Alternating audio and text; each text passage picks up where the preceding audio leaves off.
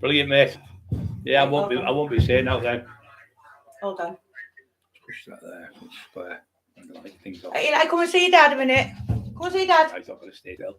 Come and say hello. Come on. Eli, what's this? What's this? What's your dad? Can you see ya? No. Come on. Come on. Come on. Come on. Come and see dad. Come and see dad, yeah. Shake all these people. Where's the baby boy? Here he is, guy. He's my mascot. There's a baby. Got a baby. He's like a fucking massive. It looks like a prehistoric monster from another fucking Jurassic fucking age. Look at the thickness of that neck. Yeah, tell you what, you wouldn't have a chance if he got hold of you with them jaws. They don't let go. They just lock jaws. Look at the size of that head. Look at the size of him. No, he's done. He stands at the front door all the way through the lives nearly, watching to see if anybody comes to the door, and he goes berserk if anybody knocks on the door. He's at the curtains looking out. Come on. So he knows all that shit before we've had. Out. He's not daft, right? Yeah. I'm going to go through this. I'm just going to take my tablets. But yeah, stop me getting sick, these. Goodbye. I'm just having meds earlier on, see, so I forgot to take them.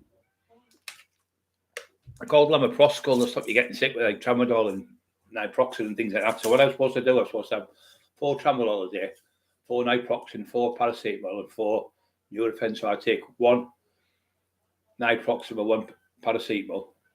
The next time I'll take 1 tramadol with a naproxen or something. So I never have 2 like ones that are strong together. So I do it like that. So I don't take the 16 tablets what they tell me a day to take. Sometimes 20 they want you to take, but it's just too much for me. Sorry guys, I'm going to go through these now. Hangman audits, like, comment, share, and subscribe. Rachel, mate, is it Maria? Hello there, love. Are you okay? Steve Mack, how you, son? I haven't seen you for a bit. I've been worried about you. You have to pop over and catch up, mate. Paul Cresswell, lovely lad. Love you, Paul. James Jameson. Hello, everyone. He's saying to you all freedom. Papa Lazaro, a.k.a. Captain Caveman. John Hugel, evening, mate. Paul's in there. John Hugel, Captain Caveman, freedom. Freedom's in there. Freedom! You'll not take our lives, but you'll never take our freedom. Always reminds me that of Braveheart. John Hugel again. Well, you've been taught a lot. Haven't you been calling me with that use lot? It's conspiracy, isn't it? Yeah, it's good to be back anyway. There's me big pal at the top, Rob. Love Rob. Great lad. Great human being. Most of you guys on here, we need everyone on here is good people. What we seem to have done now, we had loads of idiots coming on and trolls and all sorts and everything. So I think with you guys, and especially Trap Mafia and Little Colin and Freedom and Paul and Rob and all you all got together and said, Brian, you need to clean out your mods because a lot of them are Oak and Steve Mack and all them helped us. So with all you helping us, because I can't see what's going on. Me, I'm dyslexia, I struggle. I can read anything, but sometimes it'll take me longer. But my eyes are going as well. Fucking don't want to sit my glasses on. Look like I'm an old man, won't I? Instead of 36. So the book covers, I haven't put the book cover up. It's supposed to go up today, but I've been on the phone to Lee Watley for about 3 hours about the book. It's coming on a treat. It's definitely going to be out for October, I think it is, 2014. So what he does, Lee, is a proper professional. You can't write a book in 3 months. He said it's impossible. You just think about it. If you can just think for 2 seconds, AXL Rose, another nice person. Paul, you already Butter Paul. Hangman audits at the top. So, if you're going to do an autobiography, you think about that. Hey, Rob, there you are. I've just seen your son. Rich T. Biscuit, where's you there? 7 to 8, I think it is. If my memory holds me right. 78, is it? Oh, you've changed that, have you? I knew it was 7-8. That's how much I think about you. 7 Biscuit 78. So, if you're going to do your autobiography, and you're getting on like I am, 59 in a couple of months, or 6 weeks, I think it is. I'll tell you the date. So 16th of December, I am. So if you're going to tell your story in your 60-year-old, that's a lot of stuff you've got to remember. My brain's nearly photographic. And probably about 97% of what I see and do, I remember. My mum always used to call me, and still calls me an elephant brain, because elephants don't forget. And I can do a story, I can close my eyes. When I did the book with the so-called person, I'm not going to mention him no more. When they did a book and his mate was with us, and Lee Duffy was with us, we were in a house. And I remember the lad dropping the food in the house. I remember the colour of the settee. That was 34 years ago. So I said that to the person I don't talk about.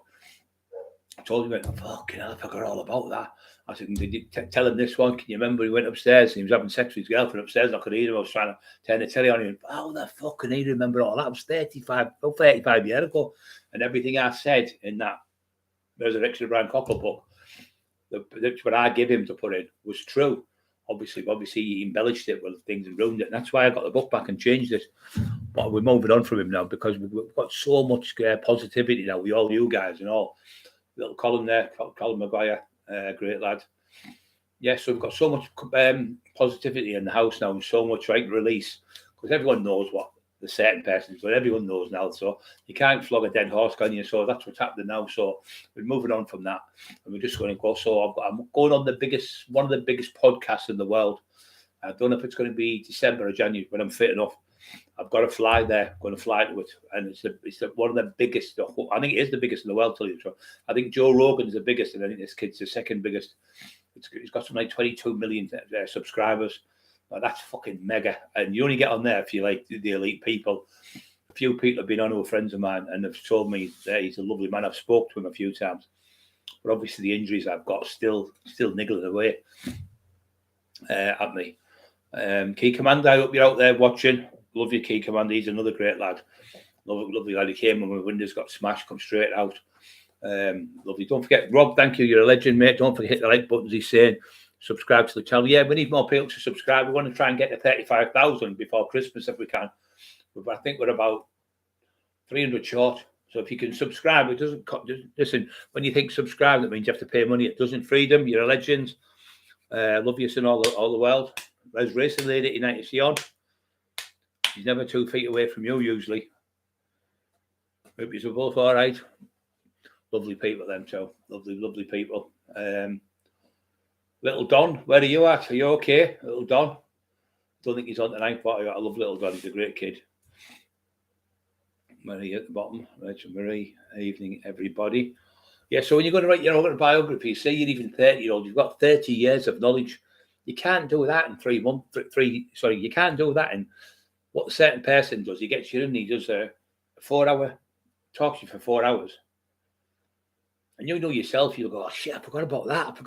But if you've got 30, 40 years of knowledge of what you've done in your life, you think, fucking hell, I forgot all that. And then you go back again, you keep it, and you'll think, I haven't done this book right. So when somebody's rushing you to just give you the stories as quick as they can, that means they're desperate for money and desperate to write books. They're not a proper professional author.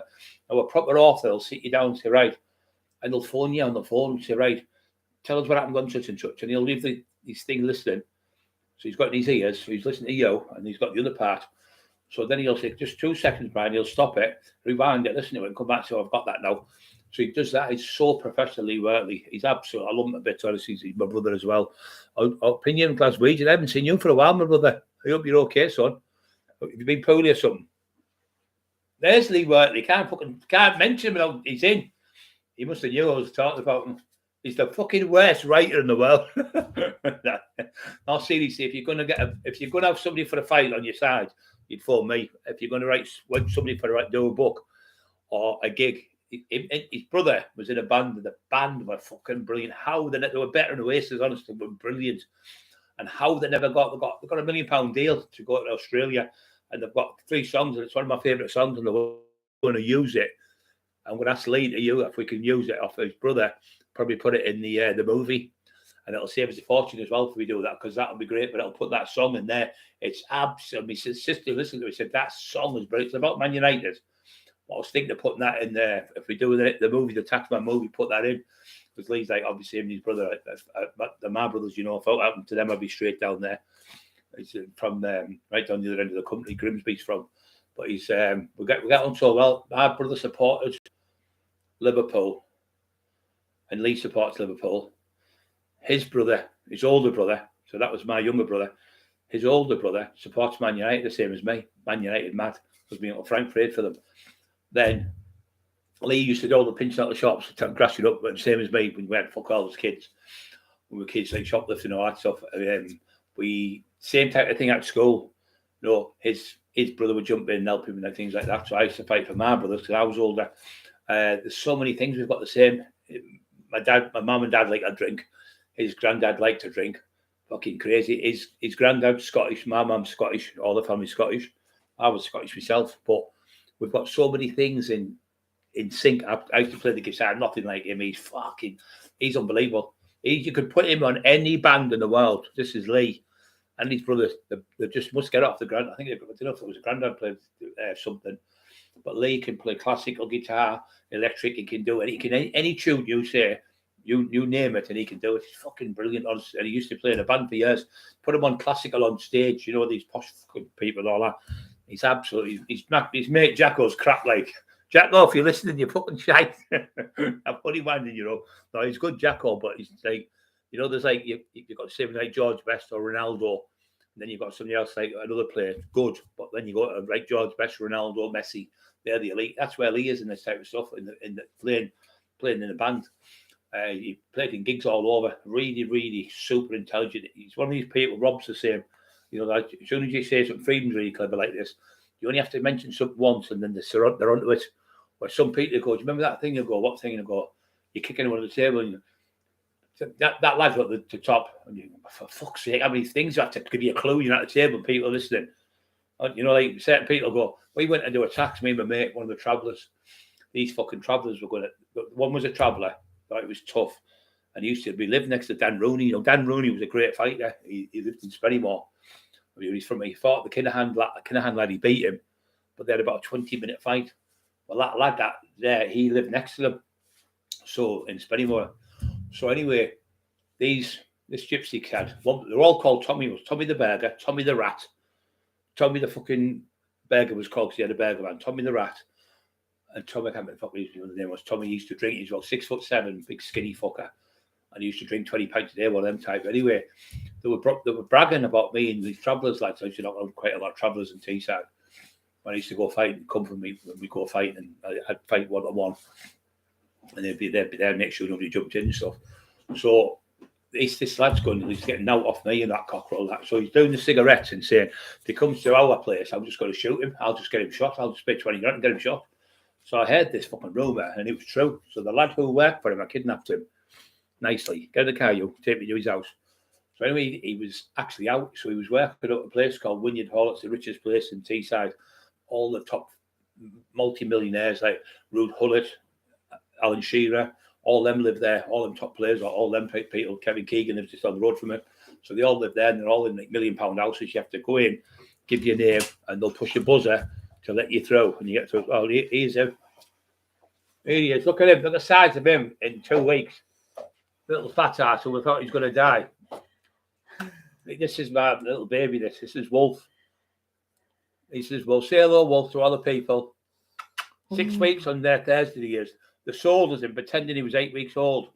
So Emma, she doesn't know about dogs obviously as much. And when I got him, I said, he's about 4 weeks old, Emma. So he's absolutely quadrupled in size. He's monstrous. He's like a troll upstairs running on the floor all over. You can hear his feet pattering about the side of his paws. Show the bottom of his paws. Not underneath. Yeah, just got that. Look at the size of them paws for the 6 weeks. It's not even 6 weeks. It's 6 weeks on there Thursday. Eli loves him, doesn't he? Daddy's baby, aren't you? He looks like a little silverback gorilla in the head, doesn't he? A silverback gorilla or a little bear. You see his eyes, they're like the Malibu, I think they're called, and they're pure black. Only these ones are black, and they never get any white or anything. If they get white, and they're not a full breed. So these are the most dangerous ones at the mall as well, because they're all guard dogs. Every one of all these families, great grandma, great granddad have been in Afghanistan, Iraq, and everything. And Emma went there, and they said, "Go in there, Emma." And she went in the back room, and they went, "Go and find a little girl across the road." She went across. The dog went, looked left and right. Went in. Emma said, "Go and get her." It went, smelt where she was, and she went, "Woof, woof, woof, woof." Tell them where she's at, and he went, "Go and get her in." And Emma said he brought her out with a belt on the coat, pulled her out dead gentle. So really intelligent, aren't they? Yeah. I've showed Eli, haven't I? Yeah. Go on. Come on, get Bobby now. Get Bobby now. Get on, say goodbye. There he is. Say goodbye. He's like a little dumpy, little bastard. He bit right through my finger the other day. Big, not big, but no razor sharp teeth. And he's gone for Eli, poor Eli, and Eli would eat him in one go, but they're not scared of anything, the Malsations. He'll grow at about 27 inches in height and about 9 stone. But all these, Emma showed the pictures of the attack dogs, all the ones now, they're all ex-army and police dogs, aren't they, and everything. But that's what they've all been bred up with. But all of his family have all come from like attack dogs. I'll go and put him So let's say he couldn't attack the house then when he's fucking fully grown. No one ever attacked my house, never in my life. Because I've always had big Rottweilers. I had Scrappy, I had the boxer dog on the documentary. You know, when you were there up the dog because the dogs were vicious and stuff. But obviously, Scrappy had passed away, so the cowards come when there was no dog. So he's grown like a leopard. He's so intelligent, he is, guys. Yeah, so it was a saying. I've lost my story. Help me, someone. It shows us this, and you always forget my story. Don't be horrible. It's just I forgot it now. Fucking hell. Come on, tell me, someone. What was I talking about? You always let me down, you lot. You never keep remember. My memory's great, but short term's fucking rubbish. Yeah, Masterson's the other day. I'm telling you now, when we got him, he was about 2.5 pounds. I thought he was going to die. He was bad. He was infested with worms for 2 weeks. He's only just got rid of them. So this idiot was going, oh, no, you do. I said, no, you don't. You get a pup. You wear them every 2 weeks. So it's 3-month-old. Then you wear them every 6 weeks till it's a year old. I know about fucking dogs. I've had fucking 20 odd dogs in my lifetime. I've had 15 of my own dogs. When my mum and dad are at home now, we've had over 20 dogs. I know how dogs work. I forgot my fucking story. I was doing well and all. Shit. Can anyone tell me what I'm talking about? Self, answer the question.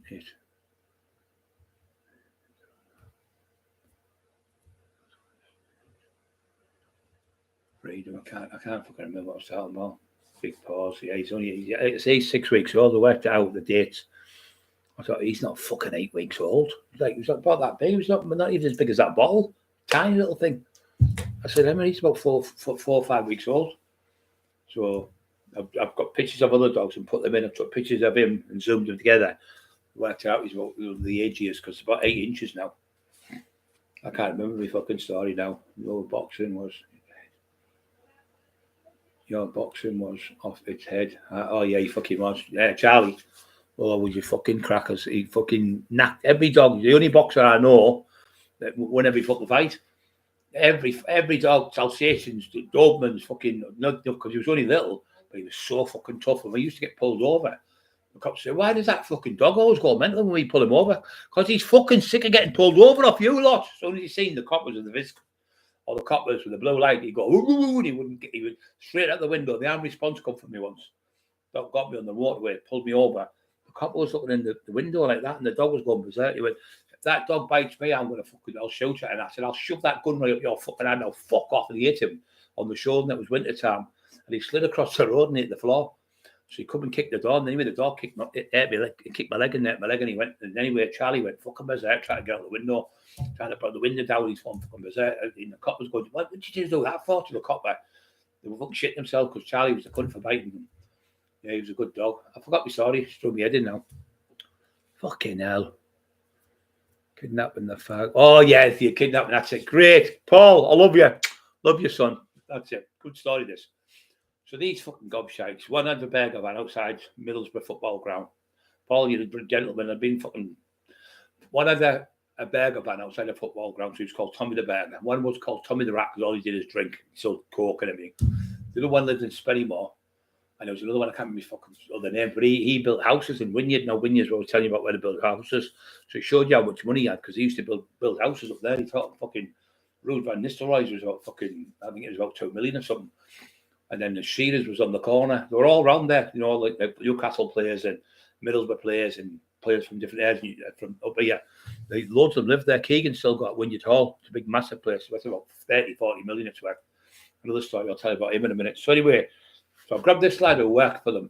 He said, he's working a day up Wynyard. Oh, fucking brilliant. But you have to go through passes. But he knew how to get through this lad because he'd go up, pick him up. He had to put a code in. He got through. And there'd be a security guard on, and he just waved at the lad. So he goes, I went, here, come here, you cunt. So he's at the top of these ladders, right at the top, about 30 feet in the air. So what I done, I thought, I can't get this cunt. So I've gone over the ladder. And by the time I went to go over the ladder, it was, say, about 30, 40 steps. He's jumped on the ladder, put his feet at the side, and just slid all the way down the ladder, landed on his feet at the bottom and just ran off. Jumped in a van and fucked off. I thought, great, I've got you now. Then I found his house. He'd been telling people he was going to get me shot, pay 20 grand to get me shot. I never even mentioned him. I only got this through that lad who took me. So anyway, this lad said, oh, he's been saying it, and he ended up showing me all the fagmen that were doing it. They were all fucking cheeky cunts, mouthing off, going to shoot me. So I went, like I say, with one of the travellers. So we got them on the motorway in Middlesbrough. At A66, there's a place when you get to Brambles Farms, like Lolly Sticks. It looks like this big fence, you go around it. It's like a roundabout. And then there's service stations where there's Burger King and Kentucky and things like that. So I met them there. So we stood there, and I always put my hand up my mouth when I'm talking because the cameras can lip read you. So I said to try and put your hand in your mouth. So I put my hand in my mouth. I said to put your hand in your mouth to them. So cameras everywhere can zoom in, fucking watch. You can see from fucking space, can't they? You can zoom in from space and read off a fucking matchbox. So put your hand in your mouth, you can't get caught. Loads of people are getting caught through it. So I said, you know the 20 grand you're going to put down? Oh, that was just a joke. Well, I'm joking you now. That 20 grand's mine. You owe me 20 grand for shouting your mouth off, telling people I was going to tax you, and I wasn't going to tax you. Yeah, I'm trying to do this. Axel and Rachel, who have addicts on there, was muddied up. I was on a live one night, and I lose my story. I heard their windows going in. Bless them. Who's? Axel and Rachel who were on there. Yeah. Oh, it was awful. Didn't I feel for them? But yeah. Go on, sorry, go on. So I've stood with a travelling lad with me, and you can have a fight, this kid, and his family's fucking huge in this area. Huge, hundreds and hundreds of them. Loads come from Darlington, that they're all massive family. But they're all related, cousins and fucking nephews and second cousins and all that. But they all love me. I was only a person in Teesside who could walk on Bousfield Lane and go there at 3, 4, 5 in the morning, drive my car in, get out and go and knock on one of the caravans and just, how big are you? I was the only person who could do it. All these, you had to be a traveller to do it, or you had to be with a traveller to get in there. They wouldn't let you in. They wouldn't let anyone in. They were sneaky cunts. They're very, very, they're spotless people as well, you know. They're not dirty. You know, you think scruffy cunts and all that. They're not scruffy cunts. They're absolutely immaculate. The ones that are out on the tips and all that, they've got dirty. They've obviously got, not going to wear fucking suits to go out scrapping, but they make a fortune off that scrap. And the houses and the manners are impeccable. The mums, the dads, they're all, they shake the shoes off at your door. They come in, they're polite. They say, okay, this now, that. So if I have a coffee, and honestly, God, the travelling lads and the travelling lasses, the wives and that are impeccable manners. Do you want a dinner, big fella? Do you want this one, that? You can't get out of the fucking caravan. They feed you. But they used to love me going on a Saturday. They used to have a little car. They used to have a big caravan. It was an old one, but they'd done it out, and they used to have pool tables, and they used to have a drink in that. We did have a drink in there. And we used to go down and tell them stories about me fighting and all that, because a lot of them are younger than me, but the older ones knew me. And I go in there, so they were fucking 200 people on that camp, you know, like phone call, buff, they're all at me fucking door. And when I've had trouble loads of times to back me up, they've all told me about this, that daft cunt and the other ones. I said, I'm not fucking bothered about a few witnesses smashed over the years. Fucking hell, other things I've got away with. So at the end of the day, it's now so water for ducks back. So anyway, this fucking I'll go back to the copper in a minute. So I'm on the this place and I go to see him, like I say, to get to the garage. I said, right, you owe me 20 grand. He went, you're getting taxed for being a cheeky cunt. He went, 20 grand each. You know, as soon as he said each, I only wanted 20 grand. And the other lad was like looking at me, and I kicked the lad behind me, like that, just behind me. That's what I'm telling you about people are thick as fuck. I tapped him on the leg. He went to say something. I tapped him like with my foot. And he showed up in you because that was the code. Terry didn't want to do it with me. I'd go to Terry. Yeah, we'll go there tomorrow, Terry. That would be the thingy for like, let me talk now and let me do my bit. So it'd be little codes we'd have. So I just tapped him anyway, and he kept quiet and went, you don't think I want 20 grand between, like, fucking breaking up? I said, you owe me 20 grand, you owe me 20 grand, you owe me 20 grand. You put the money up the 3 years together, so you get taxed together. Simple as that. You owe me fucking 60 grand. Oh, we can't get that. I said, well, you've got to wait to get it. So we left it. When the travelling lad went. He said, oh, I'm not gonna pay.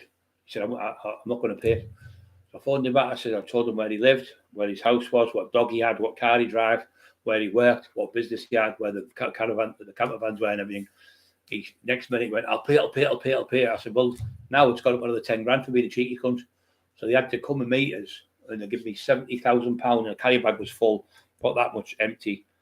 They give me £50,000 in £20 notes and £10 notes. And he said, oh, there's a bit of a problem. He said, 20 grand of it, because Scottish money is only dead little. They're about that big little red note. 20 grand of it's in Scottish money. So they give us a £70,000 of that Burger King place. I went, I'm near bothered. I'm Scottish myself. I'd be fucked off. But that was them being cheeky cunts. Now, if they never opened the big mouth and talking shit and going to do this, that, and the other to me, it wouldn't have happened. So we ended up with 70 grand that day. The next day, there was another one from Winnie Banks. Was it Winnie Banks or Groveville? Winnie Banks or Groveville.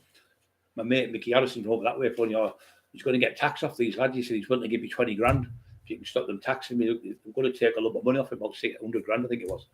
So I went and seen the lads. I said, look, I'll give you a drink if I get it. Anyway, give me 20 grand and I'll give them. I said, I've got 20 grand, lads. I don't want to lie to you. You have 10, I'll have 10. Without me, I wouldn't have got it. Without you, you wouldn't have got it. So but that's how I was always fair with people. I'll never skim people. Like say somebody says, well, there's 20 grand. Don't let them know you've got 20 and just give them 5 grand. And I don't work like that. I split things down the middle, 50-50. And loads of times when I've been out with Terry, we've done jobs. And when I do when I do a job, and most of the time, I haven't taxed anyone for 20 years. But I've done loads of jobs where people have got like, say somebody sold the car to somebody for 5 grand. I say, well, can I give you like a grand up front and 4 grand in a month's time? And then they don't pay it. Then they come to me and say, well, what would you charge by him? I said, well, you've been to court. You've had bailiffs at his house. You try to get lads to fight him because you can't get anyone to fight him. So there's only me left. I said, so when I'll charge you, I said, 50%. He said, oh, it's a bit much. I said, listen, mate, 50% of something is better than 50% of nothing. And 50% in my pocket and 50% in your pocket is the 100% what he owes you. So he's going to have nothing and no one else will tax you after this. So I'll have you over. So I used to do jobs that I did another one for a window work man who did all the double glazing. What people used to do is say, could he do some windows forever? Conservative, that's it. Pond in the back and all that. We make 35 grand, but he put like something like 15 grand up front. And then after about 6 months, he used to pull this little stroke. Oh, the roof's leaking, it's not working right. So other lads would go around and say, oh, we'll get somebody to fix it. No, I just want my money back. And no, it was fucking shite. Can't get your money back. So you need to get it fixed. Anyway, they would whinge. And then I'd go around and say, listen, pay the fucking money. Have you had the window? Is that fixed? I've got 2 engineers today to fix that. There's a little tiny hole that fucking big in the roof. You've done that yourself. You're not getting the 35 grand back because obviously they wanted the money then because they must have, after about 2 years of having it, we're having to pay so much every month on a payment scheme. And he was a good lad as well. He used to be a bit of a boxer. He used to spar with Dave Garside. Nice lad. But he was multi-millionaire. He has a house in Darlington. It's worth about £2 million. It used to be, as you come off with that train, as you're not train, it's made of concrete. That big concrete train thing. It was their big red one. It was just off there he lives, and he has it was an old, big, massive roundabout where he was on. All the houses have been moved, and there's one big house there. It's a big building, big holes. It's about 200 year old, this house. And he bought it for about £500,000. It's worth £2 million now. Nice lad, really good man. He gave me £78,000 with the debts, and I've got every single one in within 6 weeks. Every single day. He said, I don't think you'll get this one. They're awkward. There's loads of them in the house. I was going, well, I'll get it. So I went, listen, it's me, Brian Cockerill. You don't want any trouble, lads.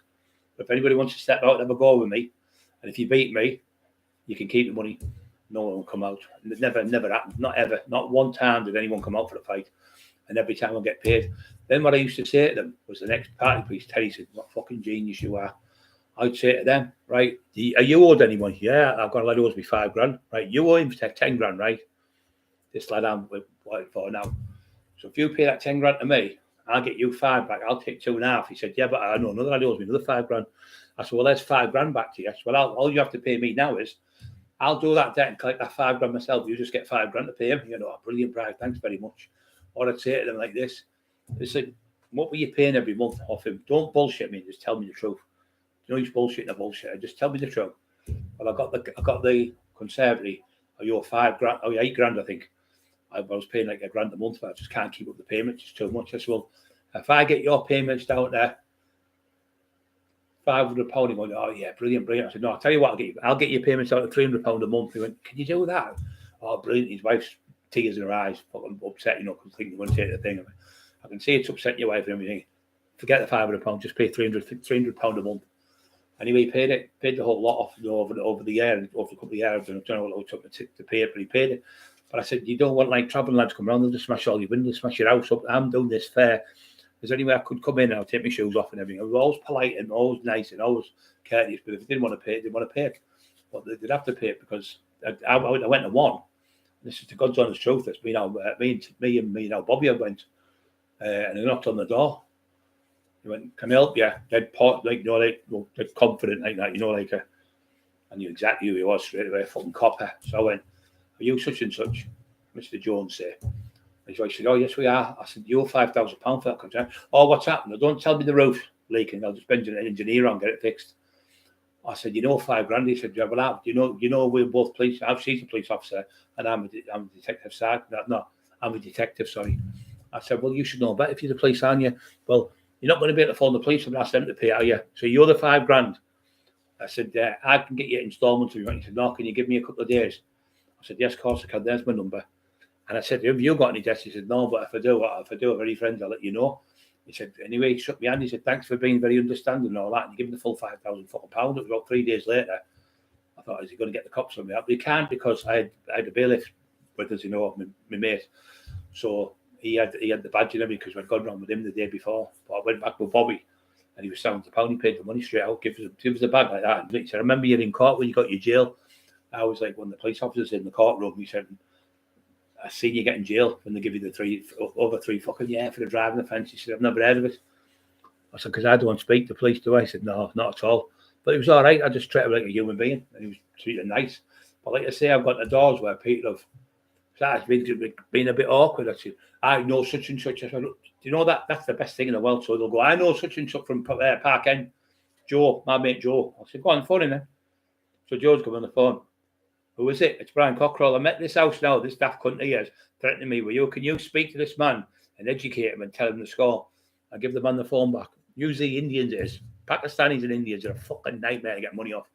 You give him the thing, he went, talk to me. He said, "Listen, I suggest to you that you pay him that money because he's your worst fucking nightmare you've got on your doorstep. I can't fight him and no one else in this town can. You can't get anyone in the country to have a go with him. He's got too many people behind him. He's got too much money. He's got too much bottle. He will not let this go in the principle."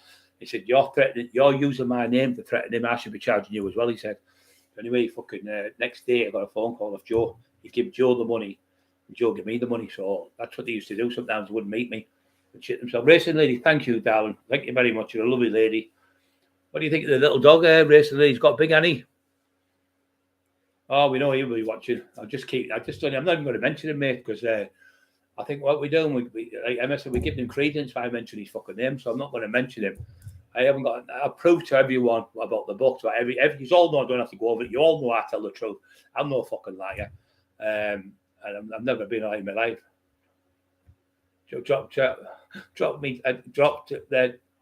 joint down the toilet. XF fun. Fuming or fuming. I'd fucking get you for smoking. Yeah, so I used to do it. I'd go to like Peter when I've had like 5 key. I went to one house and it was a friend of mine called Bandira. He's a nice lad. He passed away now. And he had 10 key of coke, 10 key of cannabis, the old soap bars. And I know you've just got delivered from Liverpool, 10 kilos.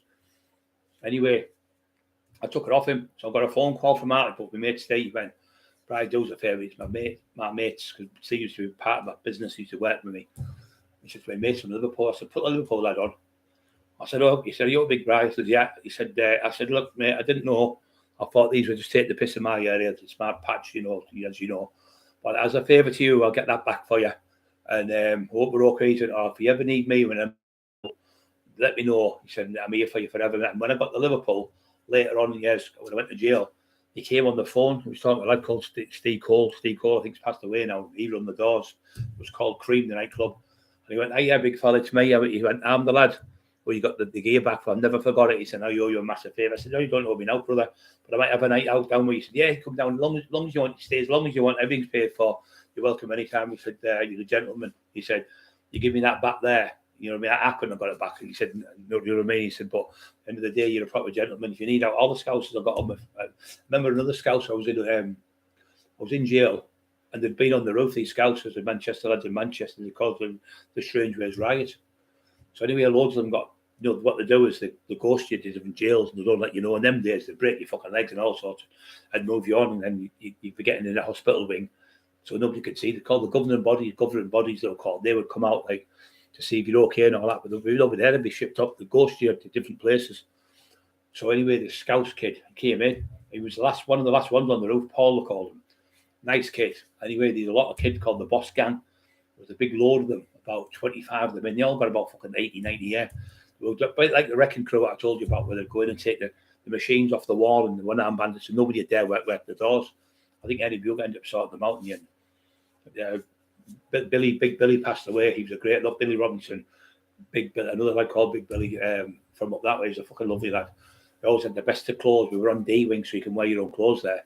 So anyway, he came in the Scouts kid. He was talking to me. He was a nice lad. He was a big fucking lad, big lump. I said, "You all right, son?" He said, "Yeah." He said, "Struggling. I haven't got this, I haven't got that." I said, "Well, you haven't got what?" 2 minutes, I'll just go to the toilet. Come back, I give him a bottle of orange. I give him fucking phone cards. I give him this, I give him that. He went, "Fucking hell, Bride, I've got enough there for a month." He said, "I'll just pay." I said, don't insult me by offering me the fucking money, man. If you had it and I didn't have it, what would you do? He said, "Well, I'll give you." Of course I would. So we ended up being best friends. 1991 this was. Anyway, there was a load of these kids that were all on remand from Boss side in what's it called? South Shields, North Shields or South Shields, one of the two. The people on here know what I'm talking about. Billy Crothers, the lad was called. He's gone now. Great lad. Anyway, I was best friends with Billy in there. We used to train.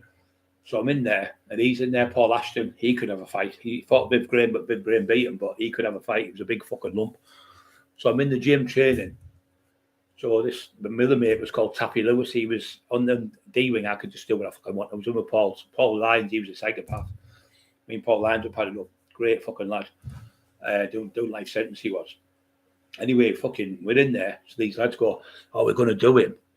Yeah, and so we're talking in the laundrette place.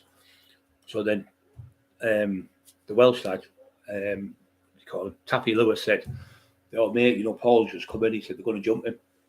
"Are they?" "I'll fucking like." He said, "There's about 10 or 12. I said, "Oh, I love them odds. I love 12 under 2. I love it.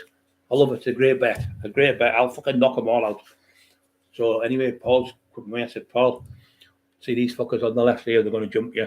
Keep calm. Don't panic or anything. Just stand with me. Follow my little move. Let me make the first move. Please let me do it. It's my area." "Okay, big fella," he said. So I moved along there. I went, "Fuck off now." A couple of my chair legs. "Fucking come on. I started screaming. There used to be a bag in there. A punch bag used to go in the bag. And we used to go on. Viv Graham used to go on the bag. He was good on the bag. Anyway, I used to train on the bag. I used to do like 3-3s on there. I used to train and squat and everything. Anyway, fucking, I went, come on. I screamed at them, and they all ran down the wing to shit themselves. But he didn't know. But this Paul lad could fight for fun. Fucking psychopath. Stab you up the foot. Really tough lad. Another great lad I got him, you know, so I staved him. They would have probably beat him because there was that many of them. But they used to break the chair legs and take legs off and their arms and stuff. But he was a nice kid. And then fucking in 1995, when I went to jail 94 again, when I got the 3 year, I was on remand for a driving fucking. How can you get remanded for a driving offence? Nobody got hurt. Handed myself in. My car, the top tyres were all perfect, tax tested, insured, a license, MOT, everything was in it in the fucking lot. And because it was Brian Cockerill, I got remanded. So they remanded me to home fucking house for a fucking drive. Even where I lived, I was hiding out the way in a caravan park at my mum in Saltburn. You come through Saltburn on the left hand side, there's an old bridge.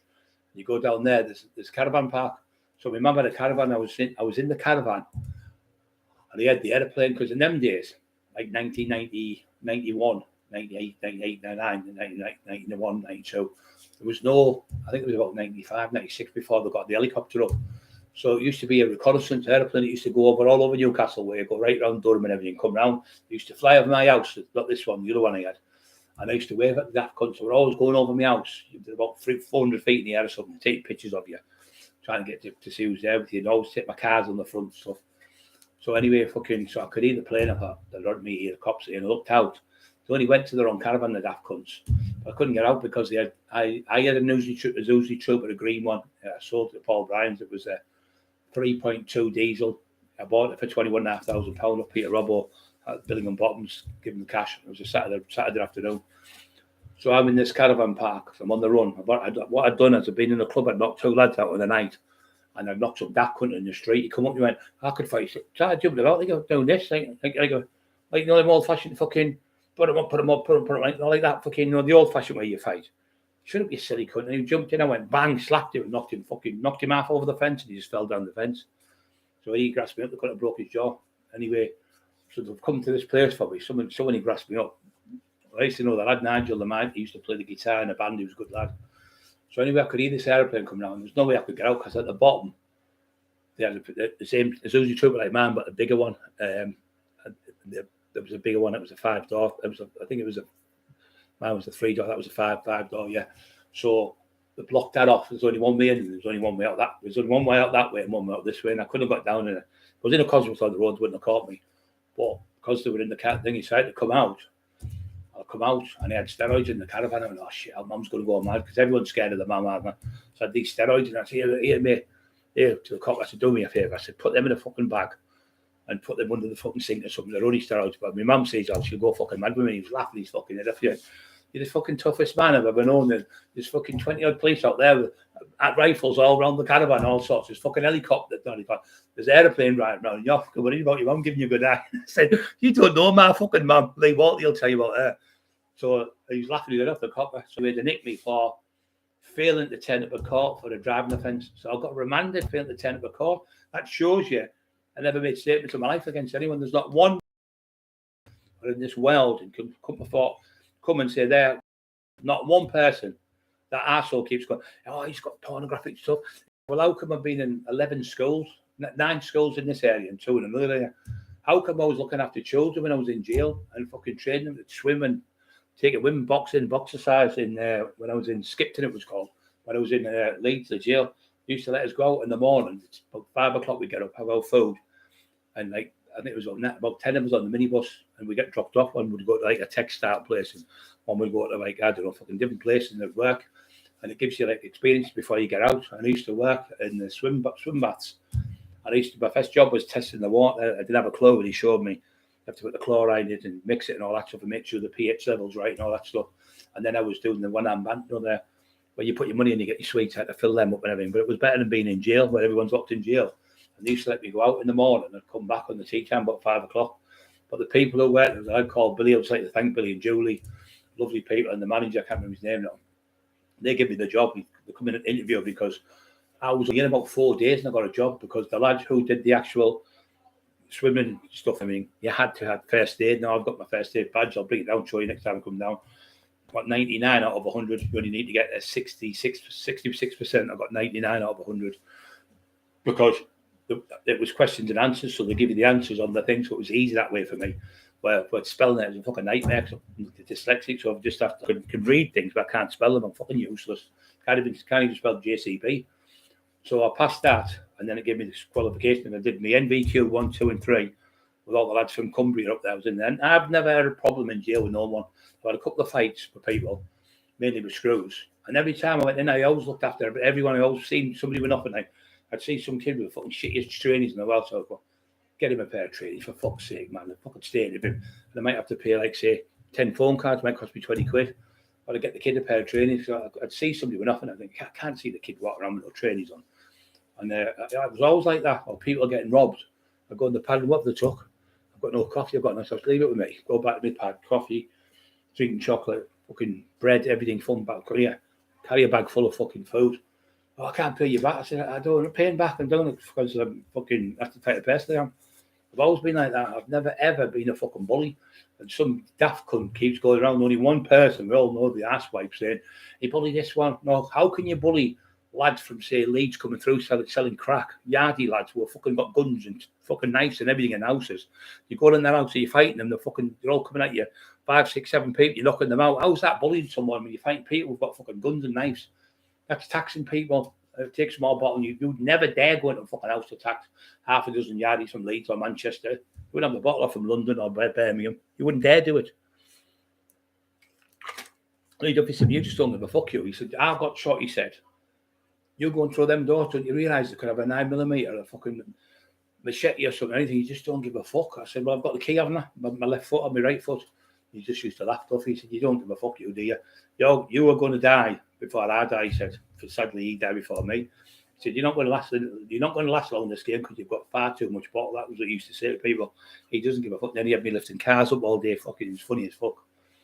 But yeah, so I always was nice to people in jail. And that lad, 94, when I went back to jail, and Durham, it was Durham jail then, because I think all mouse didn't open. I got 92, 93. There's another daft could come on. He went, the idiot we're talking about. He went, oh, when he was in Durham, when he was in Home House in 1991, Durham, Home House wasn't open in 1991. So it was 92, 93 it opened, and used to be able to visit every day in there. So I was in there with Chris Curry. I was in there with fucking Big Irish Jimmy from Hartlepool, all them. I was in with all them lot. They all knew me. I was the king of the fucking jail. I had it all boxed up in there. The screw was called Moses. He was a half-caste lad. Cheeky cunt, but he's a top screw, right down there, like a really high up in the government now. Him, but he was like a cheeky cunt. So I offered him out for a fight. He shit himself. But I never bullied any cunt in jail. I always helped people who had nothing. I always stopped fighting. You leave him alone, and I'll be fucking coming to get you. And I stopped loads of fights in the showers. I stopped young kids fighting on the wings. I stopped kids who he said, I'm going to get done in because I owe him such and such. I said, well, I'll pay for it. Don't worry about it. So you to that kid, he owes you 2 phone cards. There's the cards. But don't give him any more stuff. If I find out you give him any more stuff, I mean, you're going to fall out. You won't be getting paid. You're giving him drugs. Known for the fact he couldn't pay it. So then what they do is they get you to cut somebody up with like a Section 18 wound with intent. So what they do, they get a little toothbrush, cut a bit out, put a blade in it, and you'll be on the phone. That's why on the phone you've got to be watching everywhere.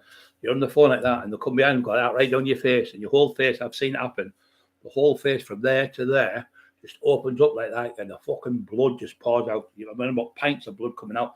I've grabbed even though it was rubbish in a bin, like tissues and that, I've grabbed a load of them, not toilet paper, but that type of stuff. I've grabbed them, pushed it on his face like that. It was fucking pouring off my hand still. All my clothes were full of blood. I knew the screws went to get me. I mean, it's not fucking me. I've just saved the kid's fucking life. So I put the pressure on his face, and they got more. They got like one off the wall and all the stuff, and put it on him. Got some pads on his face. Anyway, the screws come to my pad and said, look, so we got that wrong there. I said, you've actually saved his fucking life there. He'd have been dead in about 2 or 3 minutes. The amount of blood that comes out of here, especially when you panic. I said, don't panic, calm down, because if you start your heart pumping, you pump out more blood. So I saved the kid's fucking life on the wing by just putting the pressure on it with some tissues out of the bin on the wing. But my door was never locked, you see. All the people tell you only got locked at night, 9 o'clock. All day long, my door was open, and Home House, Mr. Mack used to work there. He was from the same street as me in Roseworth, Ragworth way. He lived Metal Road at the top, near Jane Chapman and Speedy. You're on Jane, I hope you're okay, lovely lady. I got on with everyone. 93 Home House, I thought it was, mate. 93, yeah, but that idiot was saying, at 92, Duffy knocked 3 lads out, and I thought, Lee Duffy never went to fucking Home House. He never went to Home House. Never went to fucking Home House, talking shit. Died in 1991. How could he have been in Home House when he died in 91? He was going to put that in his book. I said, you can't put that. And he died in 91. How could he have fucking been in Home House? Well, I thought it was open in 88 or something. No, so it was 91. My mates actually built that prison, and they couldn't look at the schematics, so it was called, like a blueprint. They weren't allowed to look at it. So when it was done, they'd bend the blueprint. There was only one blueprint for every place, in case people could plan a way out for someone. But he got battered in there, fucking Speedy and them all got him in, was Phil Berryman. Not Phil Berry, sorry, not Phil Berry. Not Phil Berry, what's he fucking called? Brian Charlton, Supergrass with Grass, Curtis Warren up. He got battered to fucking that jail. I went to see Speedy. You could bring Kentuckys in then. You could bring kebabs in, everything. You could bring anything in. You could bring what you wanted in, and they could eat it on the visit. But then Speedy and all them kicked off in the games room and tried to get his watch off, and they couldn't get the watch off. He had about a 50, 60, 70 grand watch. And that was in 1994, I think it was 95, maybe 96. Something like that. And that was a lot of fucking money then. It's never mind now. But I got on with everyone in jail, even the screws I got on with. I thought, kids say, them screws are horrible. I said, no, they're not. I said, in this country, you've got a thing called the law.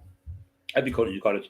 If you break the law and you get caught, it's a fair cop. You've just got to think, the cops haven't. I've got caught myself because I did the crime. So you've got to pay the time. You've got to do the time if you do the crime. You can't, it wasn't me, he did it, he made me do it and grass people up. Just do the fucking jail. They said to me, you're going to get a lot of jail. I said, what, for fucking fail to stop twice? He said, yeah, because of who you are and what you've done. He said, but we could get you off if you do. I said, can you just give me that much? They said. I said, if I give you that much, you'd all be chief inspectors. You're getting fuck all. I said, you're getting out. He said, you wouldn't believe it. I tell you what, the cop was right. He said, you wouldn't believe how many people who work with you, who work for us, went fuck off. He's never said no names.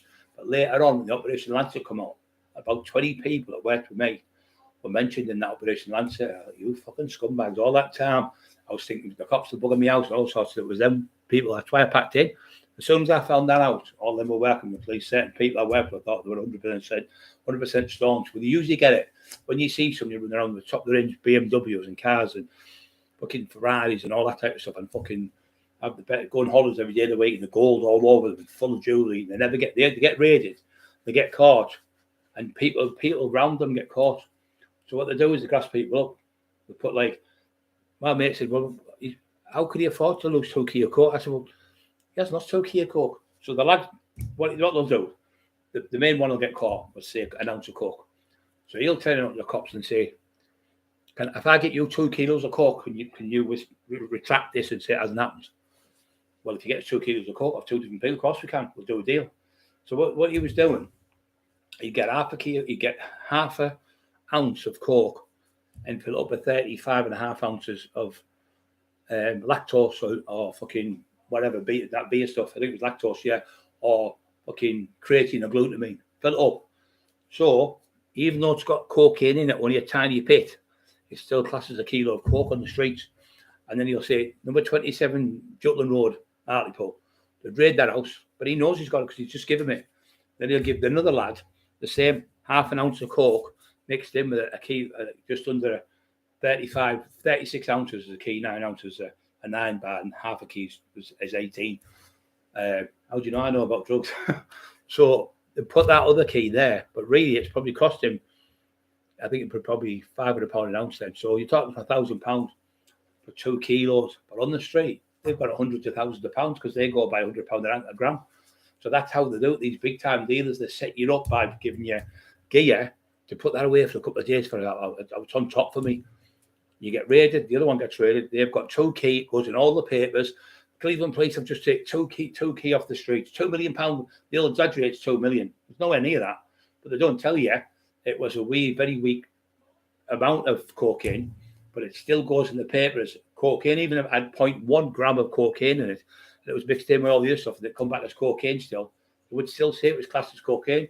So even when I started to tax dealers and I was taking bags with cocaine, it was just fucking lactose or something like that, I stopped doing it because if you've got a bag, the intent to supply is still there. So if you've got a bag of something like powder, could be washing powder, and you say, I've got a kilo of coke here, I'll sell it to you, and you get caught by the police, you get done for dealing drugs because it's the intent. It's like if you go in a shop and you get got that, say you've got your fingers like that and you pretend you've got a gun like that, or you've got your coat on underneath there, it gives you money. You can't see the fingers, but you can see something sticking out, like something black or something. That's intended to armed robbery. So you get 10, 15, 20 years for it. I know a lad who got 7 years for a fucking water pistol. Smackhead got caught within 10 seconds at the fucking police station. At the petrol station. Cameras everywhere. So I stopped doing the taxing because what they were doing, the cops, they got one lad and he had 10 key of coke. He was something wrong with him. I was with a friend of mine who comes on here a lot. I went, fucking no, Sicky. So I said, there's something not right here. And when I went to go where the place was, it was a dead end, one way in, one way out. I said, this is to set up this. So I went back and got the lad, and this lad was under Operation Lancet. He's another grass, he's another one who worked for them. So I got him in the back of this fucking boat, threw him in the boat, and put a knife right nearly through his eyeball, screaming at him, screaming like a pig. Was only doing it to pretend to think about it. Oh, fuck, I can't hear that cunt, like screaming. What's going on? Tell me, screaming at him. He went, I'm waiting for the police. They've told me to set you up. They're going to get you as you come out and nick you with the gear. Then the part then said, I've just taxed it. They'll say, well, what have you taxed it off? You couldn't prove nothing. So the person who got took it off, it's not going to say, yeah, he's taxed me. So I'd have been caught with 10 key of court. I think it was 12-year sentence what you got for 12 there. So 10 key of court, you got 12 year. John McPartland got caught with about 10. I think he got 12 year for it. So I thought that's what they're doing now. So what they were doing, they were going around to drug dealers' houses. They were putting cameras in the house, on the wall outside, and they were putting fucking recording so they could record me going around. And I started sussing it, and they went, "Oh, Brian, I know you can have a word outside. We're going outside. Don't just looked down on the floor like that. He said, what's the matter? He said, don't try and tax me because the police have been on. They've got a camera in the house. He said, they've got one up there on the top of these things, listening to everything you said, just above the, inside these, the burglar alarm. Oh, you sneaky bastard. Then the other lad who had the shop, Popsies, from, not Groveville, the other side, I can't remember what it's called now, the other side of Groveville. There's just a road, I can't remember the name of it. They had in there, me and Bam Bam went to do one. And we went to the house, it was in Harrogate, and they had all cameras up everywhere. But the lad copped on it. He said, listen, I phoned the police, I'll last phone the police, there's cameras all over and they're waiting for you, they're ambushing you now, waiting to get you to come back out. So come to my house, have a cup of coffee or something up with me and just go. So he let us know, because we were going to tax him, but he found out through somebody who was in our camp was in his camp at the same time. You get that. But me, Bam Bam, we wouldn't have got caught in a car. Bam Bam could drive better. Cockerill was the best. Bam Bam was the second, and I was probably up there in the top three. But with me being big, it was harder for me to drive faster than them because they were a lot lighter than me. But I never ever in any video said I was a rally driver, because how the fuck could I be a rally driver at 24 stone when all the others, like Colin McRae, is 6.5 stone, 6 stone? You wouldn't have a chance to be. But my mate used to rally drive. There was a lad called Adrian Horst. He used to build Bam Bam's car, BJ's car, Paddy Watson's car. They're all gone, most of these people now. He used to do BJ's car. And there was another lad called Bearbeck's, and Sean Day used to go up there with Lee Duffy, and they used to go on motorbikes. It's right up towards Eston way. You go to Gisborough, but you can go the Eston way, right on the back road to come back through, and you can go up there around there. And you pay £100 to go around, but they used to let us go for now, because they used to get a bit of cannabis and that off us. They used to give me like fucking a 9 bar or something every so many months. But he used to teach me how to left foot brake, oversteer, understeer. He said, keep your foot on the pedal, because when you take your foot off the pedal, the gas comes off to the accelerator.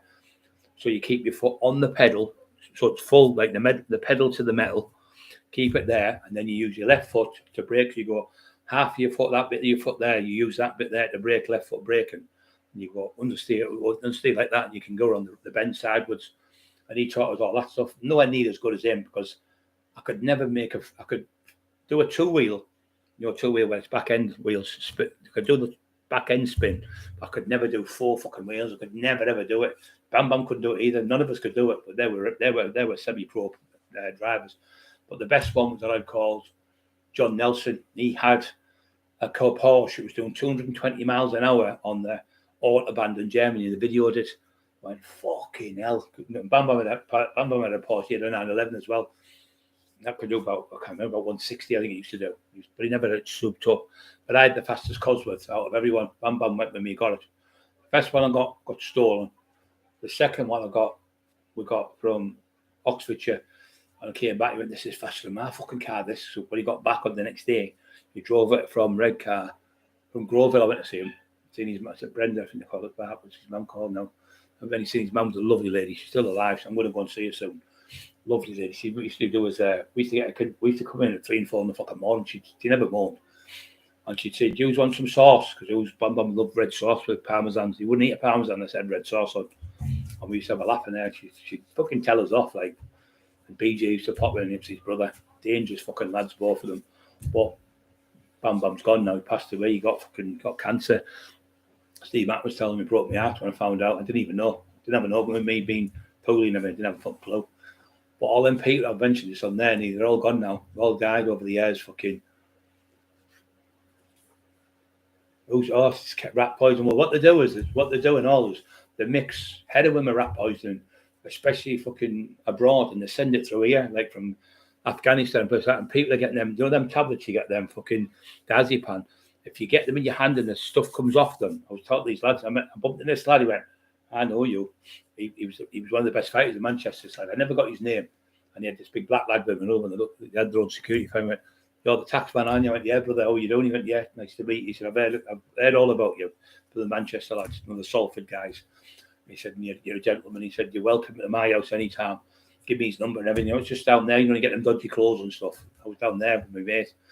But he said, don't get them diazepam if you ever get them, because he said they're all fucking, the colours come off them, like a purple colour. It's supposed to be blue because they're full of rat poisoning. Loads of people are dying. He said, I watched a programme a year ago. There's more people dying with them diazepam than he is with heroin, especially in Scotland. They're all overdosed on them because they're fucking poisonous. Ecstasy is the same. If you have ecstasy, you get that little shakes in your chin. You can't stop smiling like that all night.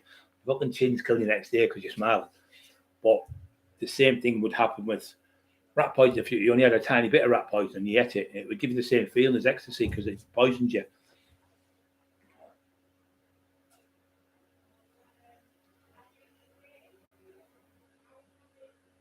Yeah, I'll have to go around station. I'll have to pay my respects. He knows I love him. He knew. But he said, when I'm with you, he said, I know nothing can happen to me. I know it's like fucking having a great big shield around you. And the travellers used to say the same. It's because you never every time there's a fight, you see it 3 or 4 minutes before me. You've just got that instinct, like that killer instinct. He said, but what does scare me is when your eyes go pure black. When your eyes go pure black, it's like a fucking robot. It's like you go plastic look on your face, pure white. And your eyes go pure black. I think here he goes, and boof, just goes. And you can't stop me. I just like bang, bang, bang. I just will not stop until I beat the person. And he used to laugh his head off. The armchair criminal bastards there. The rain raider once done in the grasses, slashed, stabbings, ever, feet, I think, yeah.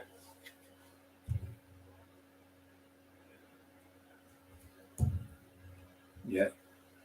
Yeah, I was in there when I was 95. I was in home. I went from there to Haverick. I loved Haverick. I think it was the best jail, and it was fucking like being in an holiday camp. It was like being in Butlins. I'd go there for nothing, man. You have to say to me, "You got to Haverick?" I said, "Fucking kids, my fucking clothes." It was fucking great. Gym twice a day, 7 days a week. Circuit training 3 times a week. Weight training every day. The bloke went to play. One was called Action Man. I think it was called. I think it was Action Man. He was fucking massive, about 18 stone, natural. And when the kids were cheeky, he'd go out and get outside and get out your daft old, I'll punch you fucking in. And he'd go out and knock fuck out them. He'd knock them all over the fucking place. He'd knock them, bust the nose and everything. But he never got them nicked. And he might have a cut eye and example. He was fucking game old cunt. He was about 50-odd-year-old then when I was like probably about the 29, 30. He was like, he was all right with me. All right, son, I went, yes, this boss. You're a very, very polite man, he said. I like the way you talk to people, and there's a lot of people respect you, including officers. And all the people we talk about when we're in our office and that, your name comes up all the time. He said, Cockerill's just saved another kid getting beat up the other day. Cockerill's just got another kid off the drugs. Cockerill's just saved another lad from getting a good hiding. So you had a good name, same as in Home, same as in Durham, same in Liverpool. When I went to Liverpool, well, the Liverpool lads, there was a lad in there causing trouble all the time. Big lump of a lad. And what they were doing, they were coming in, they would bring the gate and they used to plug it, and then they'd shit on the floor. So sorry, ladies, for talking like that. They'd poo on the floor, and then the parcel would drop out. Then all the poo would be on the floor. Now, we had to clean it, being cleaners, because I worked on the boxes. When you come in, you get your box, your clothes, and whatever. Steve Mark, such and such, Steve, such and such, Steve, this, 94367. Right, you've got a t-shirt, you've got this, got that, blah, blah, blah. And I'd give like the lads like Steve that would come in and say, right, there's an extra couple of socks, there's some more thingies, there's this, and screws that look and get that, there's some stuff. I've heard bits of tack and things out for lads on you, and there's a bit of tack for you. And when they come in, because sometimes you'd have now, you'd be in a cell for 3 or 4 days. The cunts used to, what they would come to me, the cops, they'd come for me on a Friday, known for this fucking fact. It was Friday, Saturday, Sunday, Monday, Tuesday before the fucking place open, because it'd be bank holiday. I'd be in the fucking cells 5 days. Horrible, horrible cunts for me, honestly. Miserable place. But I'm still on this fucking release. Steve, I know you're going to ask me. I'm still under release. I've never heard of anyone being on fucking no bail conditions and still under police investigation for over fucking 8 months. It must be a fucking world record. I've never heard nothing like it in my life. You either go in, what they do, you give them your story, but if you tell them no comment, they then go about this, they find their stories, go around the houses, talk to people, then they give it to the sergeant. The sergeant looks at it and says, right, there's enough here to convict. They send it to CPS. The CPS send it back and say, charge them under Section 18 or Section whatever. They haven't done anything. They haven't done nothing. They've had that. But when I did my statement, I told them everything because there's nothing for me to hide. I was in the house. I did say, yeah, if you come to my house with bad intentions, I will fucking fight you to the best of my ability, and I will give you the worst fucking violence you've ever been portrayed on in my life, even if I have to, even if that word, if I kill you, even if I have to kill you. I've been charged for that. He made a statement within 40 minutes. They went at my fucking house. 17 cops. They weren't all gunned up. There was 2 gunned up, 2 tasers, and 2 had these fucking pepper sprays. But there was 7. There was, at the bottom there was an X5, and you know yourself, it's fully loaded up with every fucking thing and that. And when they nicked me, they had me in the cells for fucking 18 or 20 hours. Then they had to stand on the front for an hour for a fucking freezing cold when the injuries I've got, and put me in the back of a fucking van and made me walk out on a piece of wood to balance in the back of the van. I mean, it was fucking turn. I fell off the wood with the injuries I've got. And they said, "Oh, you're making it up." And I said, "I'm not making it up. I can't fucking wait to go to court with that one." So we made a complaint because when I was in there and was petrified with the windows going through and petrol bombs and all that stuff, she phoned 999. She's entitled out. She's a woman. The bastards never turned up. She phoned it twice. They never turned up. But when he phoned the police, normal police, were at my house within 40 minutes. It just shows you how much he's got pulled with them coppers in. And then there was somebody saying up there, he said, I was up there about a week ago, and the lad said, "I'm fucking glad he's gone." That arsehole, he said, every fucking other night he's screaming out the window that people are going to do that. I'm getting such a, and Paul Venice, I'm getting Brian Cockerill using your name every fucking week when you first got him with you. For about the 6 months you're not around with him. He's always using your name in the pubs. And when the cops come to nick me, she went, I've actually, she was from Stokes, she lived there. She said, I've actually been out to his house 3 times at 3 and 4 in the morning, and he's off his tits, and he's screaming and shouting out windows at people, and saying, "Oh, they threatened me." When I've gone and got the phone, it's him threatening them. So I know exactly what you're saying, and we know it's him. We know for a fact it's him. We know it's not you. But them other ones, like the fucking the murder squad, which they got nicked with, Carl Walker and all the others got nicked with, all them, no one's been charged. So Maria Howarth, I don't think it's nothing to do with them. I think she's getting charged for something else. I don't think it's nothing to do with what was to do with me. Yeah, Bob's told you a million stories, I know. And I'll tell you what, mate, I could tell you another million, Steve. He used to knock around me all the time. He used to come for me. He used to be always fucking cuddling me. I love you, big cunt. I love you all the world. And BJ on the other side, you're like 2 fucking puffs, you still. No disrespect to anyone who's gay. But that's what they were like. They were fucking cuddling me, all that, full of love, full of ecstasy. And if I went to win, go and fucking shoot him then and go, "Oh, come here, it's that fucking thing." 9 times out of 10, they'd have the things on them. But Speedy was the same. I said, "Have you had that cunt who's been slagging me, that cheeky cunt?" He went, "Oh." I said, such a judge. 20 minutes later, I come back. I said, "Speedy, the cops after Speedy. He's just fucking trying to shoot someone around the corner there." And shot fuck out of his car and everything. And the lad was in the car, but he deliberately missed him. But he went out and shot all the windscreens and everything. So I was trying to get him for it. He got off in the end. I got the lad to drop the charges. But that's how game they were, these people I work with. And they're still alive, these people now. And that's why I don't know how I've done it. I've kept me, I've said to Steve Mack, I don't know how he said to me, I don't know how you haven't got him sorted out, because the people you know, one phone call, and you could get yourself in Spain out the way and it'd be done. I said, yeah, because the thing is, when you look at him, you look at me, I'm nearly fucking 60, 59 in December. You look at him, he's 40 odd, 42, and he looks a fucking mess. So really, God said to me a couple of weeks ago, he said, forget about him. He's his own demise. Look at the state of him and look at you compared to him. You were really ill last year. Look at you now. You're flying. You're getting all these podcasts. You're getting the book done. You're in 4 movies in the next few years. You've done 2 movies have already been done. It's killing him more than anything. You know, your success, somebody said to me, who's my mate, Steve Norton, he's a coach, lives in Middlesbrough. He said, the more successful you are, kills these jealous people and makes them more and more rage. When they see you on all these top podcasts and they see you going on like doing movies and you see you in the paper, it's killing them because they're stuck in the mud. He cannot now move. He's like in cement because you've told the truth about him, you've exposed him. No one will work with him, so he's finished now. So I thought, yeah, you're fucking right, Steve. So he said, if you need me, because he's miles ahead of me with psychology, he's done it for about 26 years. But I've had him on here talking. He's a lovely man. I'll get him back on for you all. And he knows exactly what to do if you're struggling with this and struggling with that. So I'm going to get him on soon. I might ask him next week to come on for you. We're going to start getting guests on here again. We'll start going to the pubs and start talking to people in the pubs. Like people know me, like Steve Mack and people like fucking Sean Day and all them type of people in the day. What was I like? Was it the real thing? What the Hartley people going to go and see any Buick, see Bernie, he'll come on. I'll get him on. It'll be amazing because he's never done a podcast with anyone. But he said he'd do an evening with him, so I'm thinking of doing an evening with in Sunderland. And believe me, I'll get backed up there. There's some fucking naughty people up there, but they're all best friends of mine. So you don't have to be best friends with the top fighters in all these different towns, like in Manchester and in Liverpool, and in fucking places like fucking what do you call it? Like I say, Liverpool the people in London and things like that, they all know me from all over the place. They've never ever, people said to me, your name's mentioned up and down for the breadth of this country from one end to another, and no one calls you. It's only that daft country. He said, your name's impeccable. There's not one, when you're in jail, you always get somebody who works in the record department where you say you're a nonce and they'll go, oh, he's a nonce, and they tell everyone in the jail. So they know straight away who you are. Or you'll get someone like in there, like, you know, somebody very clever, like a school teacher, and they're in there. But the gangs will say, check him out for me. You know, the top fighters, like I do it. There was one in before, and I said, check him out. I don't think he's right. I think he's wrong on him.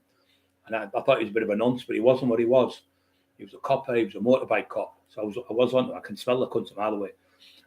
And what he'd done is he got £100,000 for charity for kids, and he stole the money and fucked off for about a year. Spent all the money and got caught. So I said, well, he's not. You know, he's a cop. No, he's a fucking thing, but he's not a wrong one compared to being a paedophile. So just leave him. We're going to beat him up. The lads on the wing. I said, no, just leave him. I said, I just want to know if he was a nonce. He wasn't. My nonces where I'm at, they always get a good argument. I won't put up for the cunts.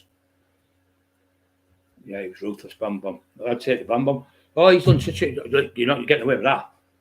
Come on, get in the car. Bam Bam, just leave it. No, come on. You couldn't tell him fucking no. If you don't come, I'm not going to talk to you again. I'm never going to speak to you again. If you don't come and get this sorted now, you don't have to do it. I'll sort you out. Bam Bam, just leave it. He's just a crank. I'll break his jaw. He said, no, he's going to get it. He's seriously going to get it. So, well, yeah, fucking dangerous he was.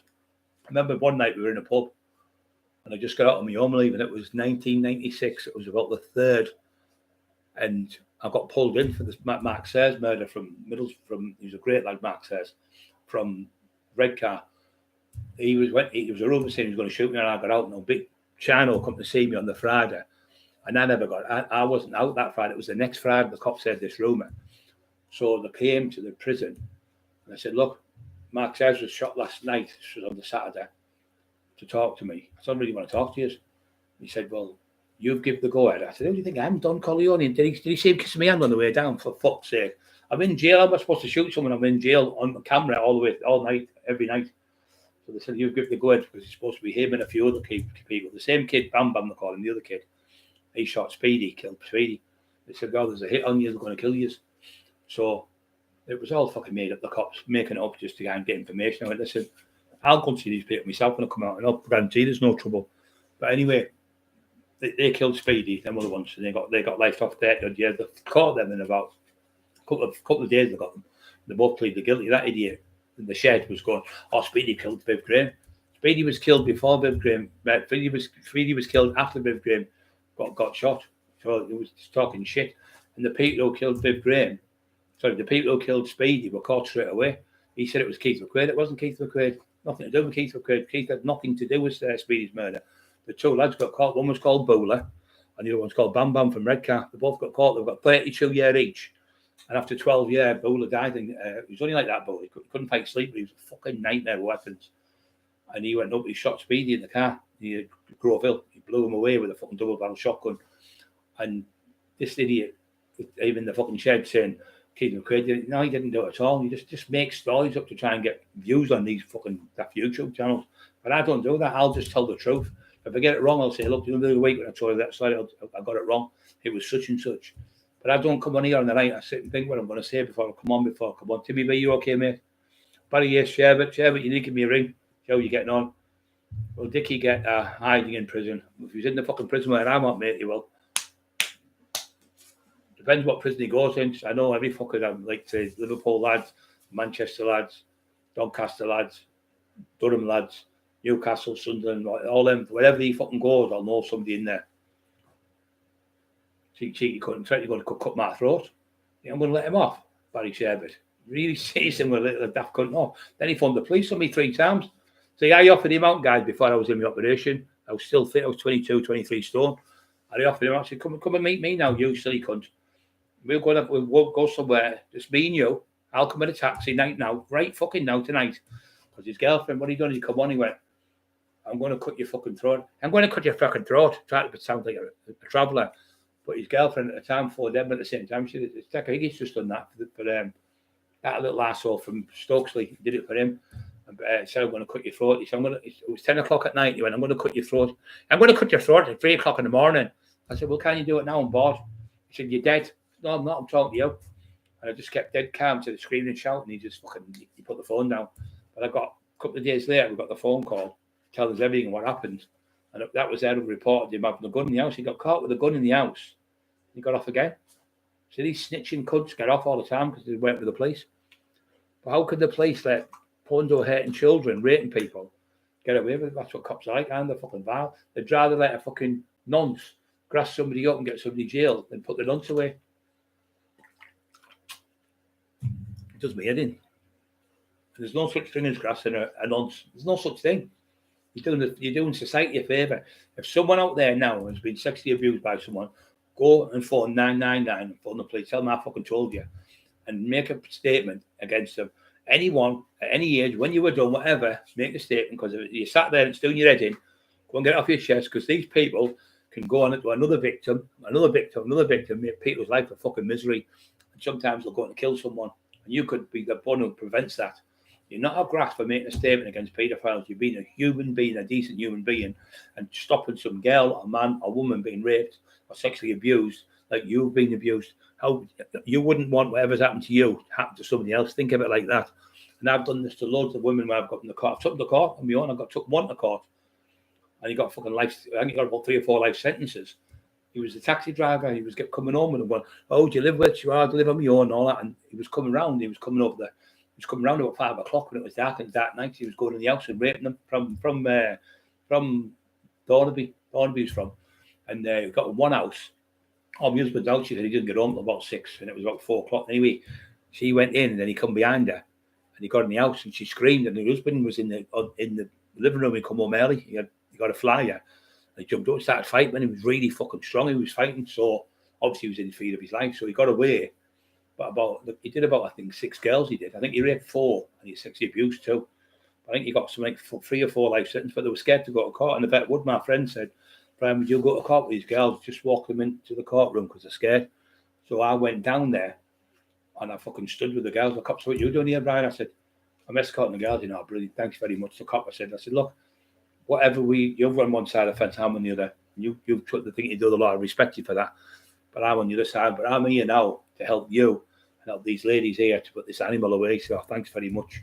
So I walked in, and the girls got them in the courtroom, and I went. I didn't stay there. And later on, I said, "If you want me to come," but I didn't need to go because he got jailed. He got 4 life sentences and 2 sexual assaults. He'd never get out. And rightly so. You cannot be a grass with a paedophile. What you are is an asshole if you don't do nothing about it. Because you could end up potentially down the line, you could rape someone and kill someone. And you could have thought, well, I could have put him away. And people would. That's why when people are nonsense like Decker Ding Dong, I've made everyone aware what that fucker is. I've made everyone aware what he is because I don't want somebody getting hurt. If I'd have told Dorothy and Dorothy told to Sarah and Sarah told Louise, she wouldn't have got raped. So these people know this shit about that daft little cunt from up the road there. It's going, "No, it's made up. Cockerill's making this." No, it's not made. Mandy Jameson came on and said, when I went for the DBS check, she said, "You were told not to go near women and children. You're not allowed near women and children, Decker." She said, "And you don't ever come back to Liverpool because you won't get out of Liverpool alive," because she's well connected, big family of fucking proper fighters and that, and relations and that, and they're all like big time people like myself, and she knows. Yeah, I would, mate. Barry, you're 100%, brother. I love you. All sex pets get done in simples. You just won't put them in jail for life, so they can never do it again. And my theory is this: look, if you rape someone, you get 20-year jail, and after 10 years, you say, "You're right, I'll let you out," but you get castrated like they do in America. Now, if they get castrated, they can't do it again. No one. They can't get any urges because the testosterone's cut off. And that's the only way to let these fuckers out because they can't stop. They're not wired up like us.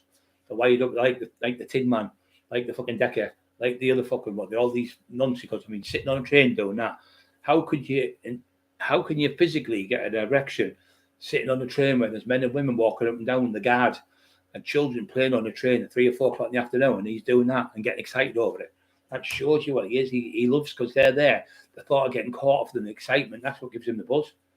Not right in the head. Completely fucking once putting one of them things in the 9mm in the back of the fucking head.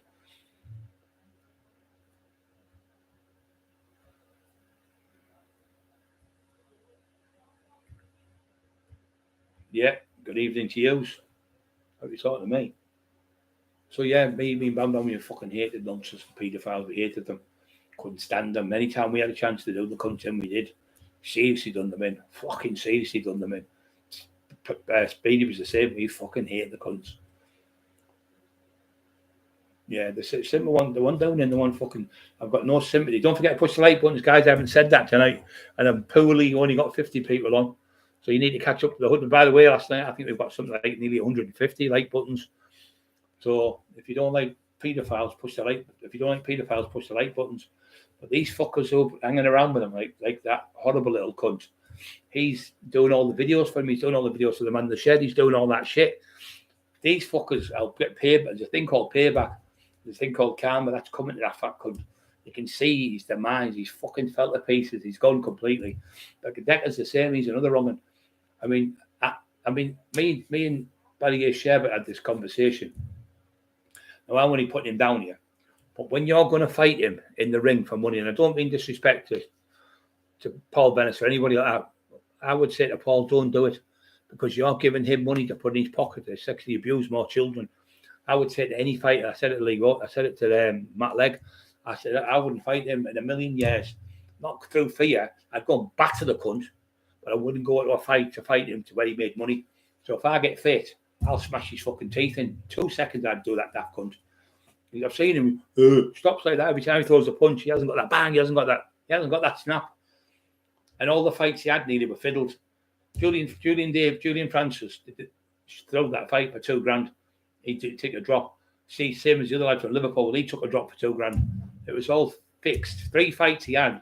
3 of them in a row were fixed. The one in America, he got I think he got $5,000. The lad in America to drop the fight, to lose the fight. It was all fixed. They wanted him at the top, because they were trying to get it from London, because it made all the money down there, and it was like, no, it was old hat. So they were trying to bring it in the Northeast. So Gary Fairby won it in the Northeast, and then they wanted Decker to go on because he was in the films and stuff, so it would draw more crowds, and that's what it was all about. But then it all came out, he's the wrong, and it all fell to faces. But Gary knocked him fucking sparkled. Gary knocked him clean out 1 shot. But at the end of the day, it fucked it all up because everything went wrong because he wasn't a great fighter. You seen him with little Danny Christie, fucking pulverised him. Absolutely pulverised. I said to Danny, if I'd have been there that fight, I would have said to the lads, the travelling lads, this is going on, it's not stopping, because he was finished, he was spent, he was out of gas, he had no left, and he was off his feet. You could see he was scared in his face. I could see Danny Christie wanted to go on. I think Danny was like weary because there was a lot of travellers there, and I'd have said, just keep going. If you want to go on, go, keep going now. I'd have given that a little bit of tradition, and I think he'd have stopped him in the end. But obviously, what's happened. But he did do a good fight. He did do a good fight back. But he's talking about a man who's 13 stone. Put him up against somebody fucking like my size, he wouldn't last a fucking 10 fucking seconds, because he hasn't got the strength to push you back. He hasn't got the power. So he's fighting little Danny there, but Danny's at the heart of a lion. Did really well. So no donation, because if you give the donation to him, you know it's going to do with somebody being sexually abused. Jumping on a train and getting on the air. Jumping on a train. That was like never thought that. Jumping on a train. All aboard the Dirty Derrick Express. Woo, woo. I'm rolling and I'm rolling down the track. Fucking hell. Fucking unbelievable, isn't it? Terry's song's brilliant. Yeah, he's a beast. There's no doubt about it. You know when you get done like for 1 or 2, you can understand. Somebody might have said, touch somebody's ass years ago. That happens to loads of people where they've grabbed somebody's bum in a pub and the class of sexual assault now. But years ago it was fucking nothing. It would just be laughed off, or do touch our lass's ass and I'll break your jaw, you little cheeky cunt. It would just be like that then. But now with this new political correctness shite, you shouldn't do it. But women used to do it to me. They'd go, all right, and grab your bum and all that. It's just a daft thing on the doors used to happen. Well, I never used to do it. I've never done it, but you get them doing it just daft when they're drunk people. But when they're fucking trying to rape in the toilet, or they're doing that on a train, or they're being accused of having sex with an 11-year-old kid and everything, and all these fucking things are coming out, he was jailed and remanded in 86 or whatever the fuck it was, for 6 months. He was jailed again, remanded for so many months. He was jailed again, remanded. So all them remands over and over again. All these people can't be lying. But what happens is 89% of people make a statement, and only something like 2% get convicted. Because what they do, they get smart ass fucking lawyers, smart ass barristers, and they get people to start grading them, make them try to look like slags in the book and tarts or prostitute, whatever they try to do, and try to make it look bad. And sometimes what they do is say, did you drink that night? What did you drink? And they might have them on camera drinking, say 3 or 4 shots, or say, well, Could his case be kicked out? But like tinfoil trying to get me done, and he goes to court with me, and they'll say, "Could we test his hair follicle?" And it all comes back because it's 3 years where the stuff's in your hair, and it gets every drug you've took in your hair, no matter what you've took, it's all there. So, and you went to court and say a case against him dismissed Mr. Cockerill because he's not compass mentis to give statement because he's not at full awareness because he's on drugs, or somebody who's an alcoholic, or somebody who's using even prescription drugs. You wouldn't be able to give a statement because you're not coerced. You're not coerced. You're not 100% right in the mind because the drugs alter your mind, so your perception, so you'd be kicked out. So if you had 3 pints of beer, you went up and said, "Yeah, you had 3 pints of beer," they'd say, "Case against you dismissed because they've got alcohol." They had impaired. That's the word I'm looking for. You're impaired. Your vision's impaired and your memory's impaired. You're not 100%. But if you're in there stone cold sober, then when you give evidence, you'd be okay. But 9 times out of 10, they always go in a pub where there's people drinking, and you see them drinking at bars, and they'll see them have 2 or 3 drinks, 4 drinks, and they count the drinks what they've had. So they think, "She's had 6 drinks there. I'll be able to do this to her." And when we go to court, they'll get kicked out. That's what they do. They're fucking sneaky, horrible people. And what they do is they'll spike your drink and put that Ripnol in. And what it is a date rape drug. And that's why I say to people, girls and lads, any of you out there, when you go to the toilet, take your drink with you. Don't leave your drink on the table because they'll drop a little tablet in it. You'll drink that, and you'll go over them thinking you're your friend, but it's like being in a dream. I've read up on it, I've watched documentaries on it, and you don't know where you're at. And my friend, I won't say her name, I mentioned her earlier on, she got it done to her. Lovely girl. She got it done to her. She said, "I kept waking up in a dream." I said, "You've been raped?" I said, "What happened?" She said, "Well, this lad came over and got me drink." She said, and it was an Asian lad. I said, it's a date rape drug. You get it from India and Pakistan, called Ripnol, I think it's called. And you put it in your drink, you don't know where the fuck you're at. But you can wake up like 3 or 4 months later and have that memory can come back in your head because you've been sexually abused. So it can come back, but can stay with you for the rest of your life. But that's what they do. They do that and put it in your system. And when you go to court, they say, "Oh, well, I was on drugs," and they'll just think she's on coke or whatever. They can't prove it because it's like maybe 6 months later they've got no court against them, and they get off again and again and again. So they know exactly how to get off with all these murder, all these rape victim films. You see, and they watch them and think, "Well, I do that, I'll get off."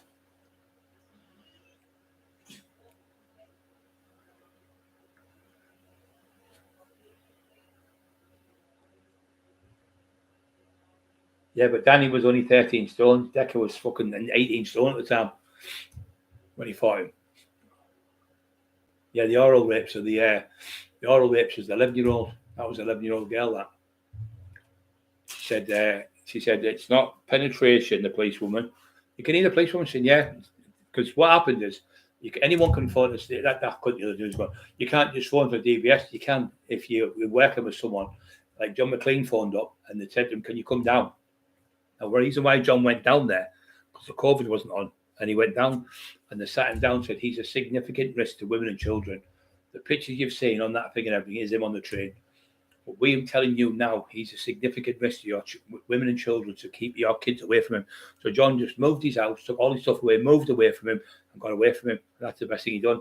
But he did get done, because when they divulge the information, they say, this is only privy to you and us, and to you to tell your wife. That's it. No one else in the public domain. You can't mention this to the public domain. But he come on, John, like a warrior, and said, "He's a fucking nonsense. He's done this, he's done that." So he let us all know. It wasn't for John McLean. None of us would be in the clip. None of us would be in the and we'd all be in the dark still. We'd be like, "Is he done it? Has he done it?" But John come out with everything because he's told them all the things he'd done. But he didn't mention the things he'd done because he would have got automatic jail. So they're not allowed to tell you what they've done. But you're not even allowed to divulge it. So because he divulged it, John was put on a tag for 6 months. And he was looking at 2 years in jail, but he never got the 2. John's in contact with me all the time. I'm still talking. He's a nice lad. Been to see Eli and everything. He's a good lad, and he was a trained barrister. John, he's a fucking really clever lad. And he said, "Fucking not bad. I've got to jail, but I don't want any other kids or any other people getting sexually abused off of me." He came on my podcast. Out of all the podcasts, he came on mine first, and he spoke on mine because he knew I'd give him a fair crack at the whip, and he just told the truth. He said he's a significant risk to women and children. So why would he make that up when he was making money with Deck and he was actually a partner with him? But when it came out that his son was getting videos sent to him with Decker on a train doing that to himself, he was getting really, anyone in the fucking right mind would fucking it's not grassing. The safety of your children. There's no way it's grassing. So they said it was significant risk. So then Rhonda decided to do one. When Rhonda did one, we spoke to Rhonda, lovely lady as well, from where Danny's from, Carlisle. So she was going out with Decca, and she heard. She went. Decca goes to his mum. Mum, have you heard what they're saying about that? It sounds like I'm a prolific paedophile. I thought, yeah, but you are. She said, you can remember. So this is him. This is what he'd have been doing. This is me talking news now. He'd have been, I'm Decca saying, now can you remember when that last come to you and said that about the 11-year-old about a year ago? She went, I can't, son. She said, I only got told yesterday for under at the shop. So his own mum's, because he'll have been going. It's like me saying to you, can you remember? And you're going, yeah, I can remember, Brad. I'm telling you what to say because I'm shaking my head up and down like that. Can you remember? Yes, you best. Can you remember, Mum? She went, no, son. I only found out yesterday at the shops when Rhonda told me about the 11-year-old. Never heard it before. That was what fucking blew the lid off his own mother. So he tried to use his mum to coerce her into doing it, but she didn't have a clue what he was on about. She was an old woman. So he's probably going, you remember last year? She went, no, I only heard about it at the shops yesterday. I thought, that's you fucked now. Absolutely fucked. And still idiot to believe in him. Still idiot to believe in him. When I offered him out for a fight, he phoned the police on me. There's a bit on my YouTube channel. You'll see him. He going, is that the police? I went home and reporting Dave because he was waiting with Dave at the time. Dave said, oh, is it Cockerill? Yeah, Cockerill said, but can I phone you when I get back to the gym? They went, yeah, no problem, Derek, or whatever. And he puts the phone down. So he phoned the police on me. He grasped me up. Because I was going to go up myself and have a go with the cunt. I thought, I'm going to get nicked off this cunt. He's just a grass. And I knew what he was, a wrong one. And then when Mandy Jameson did it, she did it because he was doing the documentary with the knife campaign. Anti-knife campaign helping her to do the documentary. So he'd been, I've done loads of acting. I'm an actor. I work for Sky. Fucking shit you're coming out with. A bit like the other lunatic I've just got rid of. So talking shite. So Mandy Jameson, Emma used to live at Liverpool. She used to go with her cousin for 6 years. And she used to work with her and everything. And he'd go out drinking with her and all that. So he's best friends with her. So, it's Emma Cockerill threatened you. She went, I don't know Emma Cockerill. You do, you don't. He said, no. She said, I've never heard of Emma Cockerill in my life. He said, Brian Cockerill, I've never heard of him. She said, just tell them the truth. She said, I don't know who these people are. Nobody's threatened me. She said, I wouldn't let anyone. I've got my family can fight. She's got lads, like relations who can fight, like Muay Thai and all that stuff, and top fighters. They do it for like a living fighting. Naughty lads. But she went, I don't know Brian Cockerill. I don't know Emma Cockerill. And the other name's Emma Nixon. My Emma Nixon, my sister. So my sister Emma.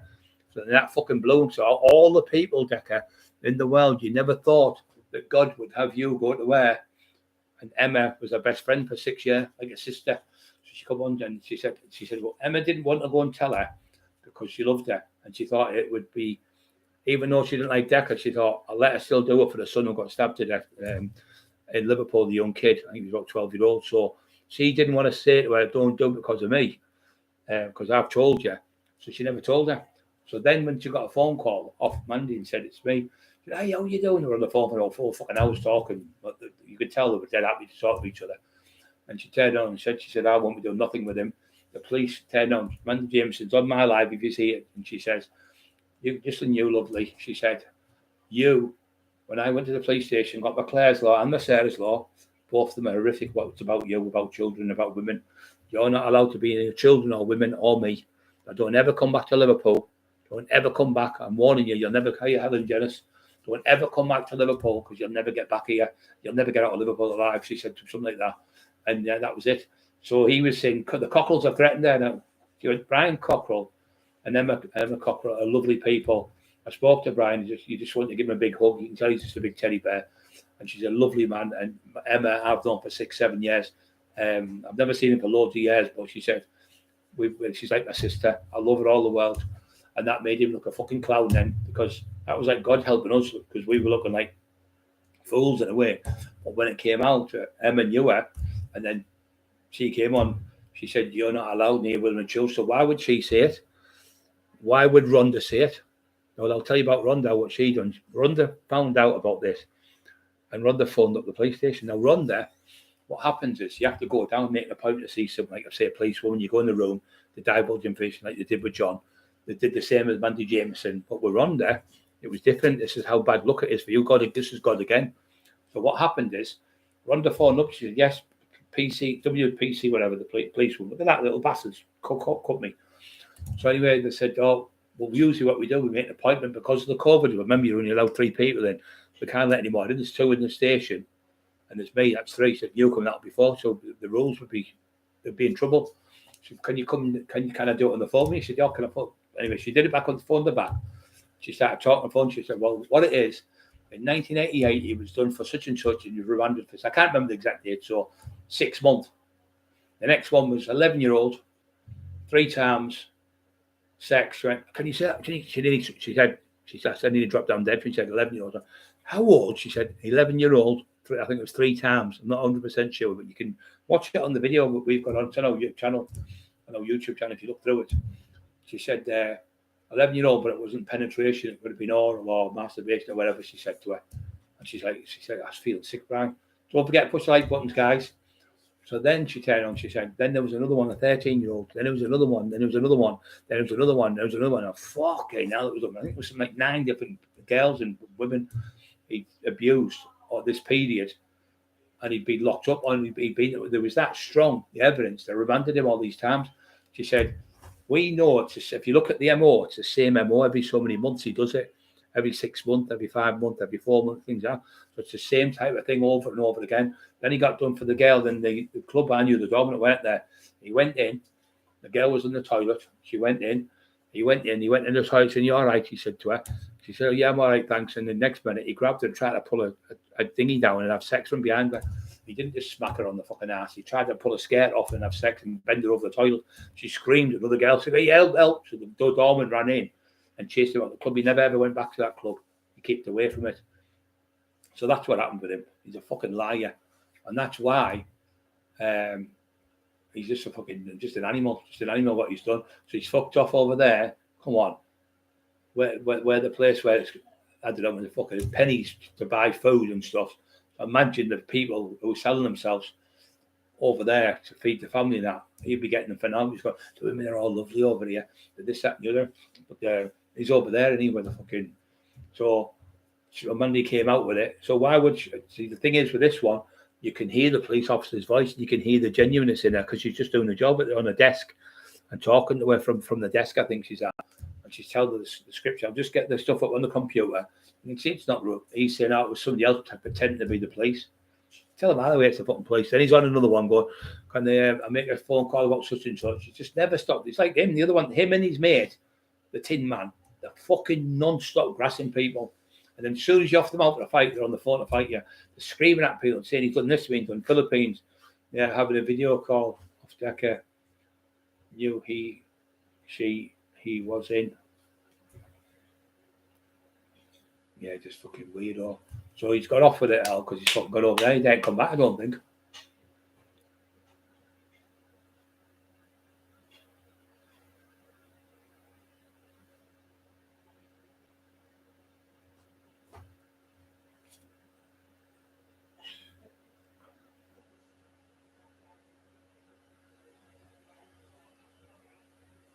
Yeah, I never knew that. A massage parlour, he hit him first so the police can press charges on him. Whoever put in on social media and you have fucking fucked him right over. I don't know, mate. I just know that all I know is the stuff that I've been saying. See, I like to get on video of people and they're talking. You can't. It's irrefutable evidence. It's called when someone's coming on who's doing a documentary. How beneficial would it be for her to come on and tell the truth? Because she's losing a documentary. It was about a son who got stabbed. So that makes it even more convincing for me because Mandy was doing a documentary to people be awareness in Liverpool and places all around the world to help people. And she's doing that and she's pulled away from him because she's found out because the police had it in the police station, give him a Claire's law and a Sarah's law. And she says on the video, Mandy James, put her up, you have a look. What you did to them women and them kids is unbelievable. Words that effect. She said, you, my lovely, will never get back in Liverpool again. Don't come back. I'm warning you. Don't come back to my area. And you're not allowed to be around me or my children. Anything could have happened to you. She's just letting you know. But she never, because she didn't get done then for that because she never divulged what he was. She never said you're not. She just said you're not allowed. And Steve said, you're a significant risk to women and children. But if you turn around and say, oh, but Rhonda did it, and it was him who actually got Rhonda to do it. Rhonda told us, phone up the station and see what they've got on me and do it. So she did it for him. But obviously, he's recorded it, got the phone, and then somebody got the phone. What happened with Rhonda? She was at his house with him, stayed there, and he pinched the phone off Rhonda. So he had all the information on the phone. So somebody else, he must have sent that to someone else to get it back for the police to get it. So that's how fucking narcissistic. Another fucking nonsense probably sent it to probably the other daft little cunt from who's always calling me because he's best friends with him. And it weird how all the weirdos are together, all birds of a feather together, all those good guys are together. But these weirdos, they can't go anywhere. Like they go in a certain place and certain pubs to get chased down. They've got smashed the fuck or they get done in. They can't go and put people for the fuck's sake. Now everyone, good evening. John Swinston. All right, John. If you don't like to buy Big Bright coffee, help support the channel, please. Use the PayPal link below. Thank you very much. Don't forget to push the like buttons. 116 still on. Doing well tonight. Yeah, so he tried to get me done. Saying I threatened him, I was going to beat him up. The fucking coward. He offered it on for a straightener when I was fit, about 2 months before my operation. When I was on the back, I was going bang, bang, bang on the bag in my garage. I went, how you daft cunt? I'll show you how to fight. I'll show you how to fucking move. I'll hit you that many times on my left, you'll be begging for the right, you daft little cunt. I said, do I hear about 17, 18 stone? I said, I'm 22 stone, maybe 22 and a half stone. I'll fucking destroy you. Anyway, he went, oh, Brian Cockerill come and look for me. He told the police and everything, but they never come to my house. But, just fucking shit house. The Cockerill, he said, Cockerill's an old man waiting to have an heart attack. And I don't think so, son. You look worse than me. You're 40-odd-year-old. I'm fucking 59-year-old. You look a fucking mess. You just look like a wrong one. That's all the pressure in your head and all the stuff you've done. You're waiting for that. Knock at the door one day. Because all paedophiles get in the end, they get caught. And when you go to them fucking jails, you're going to get done in, seriously done in. 120 watching, 59 likes. Don't forget to push the like button, 58. Let's get to 100 tonight. So this is what I'm saying. You do good things with people. It comes back on you. All them people I helped in jails, all the stuff over the years.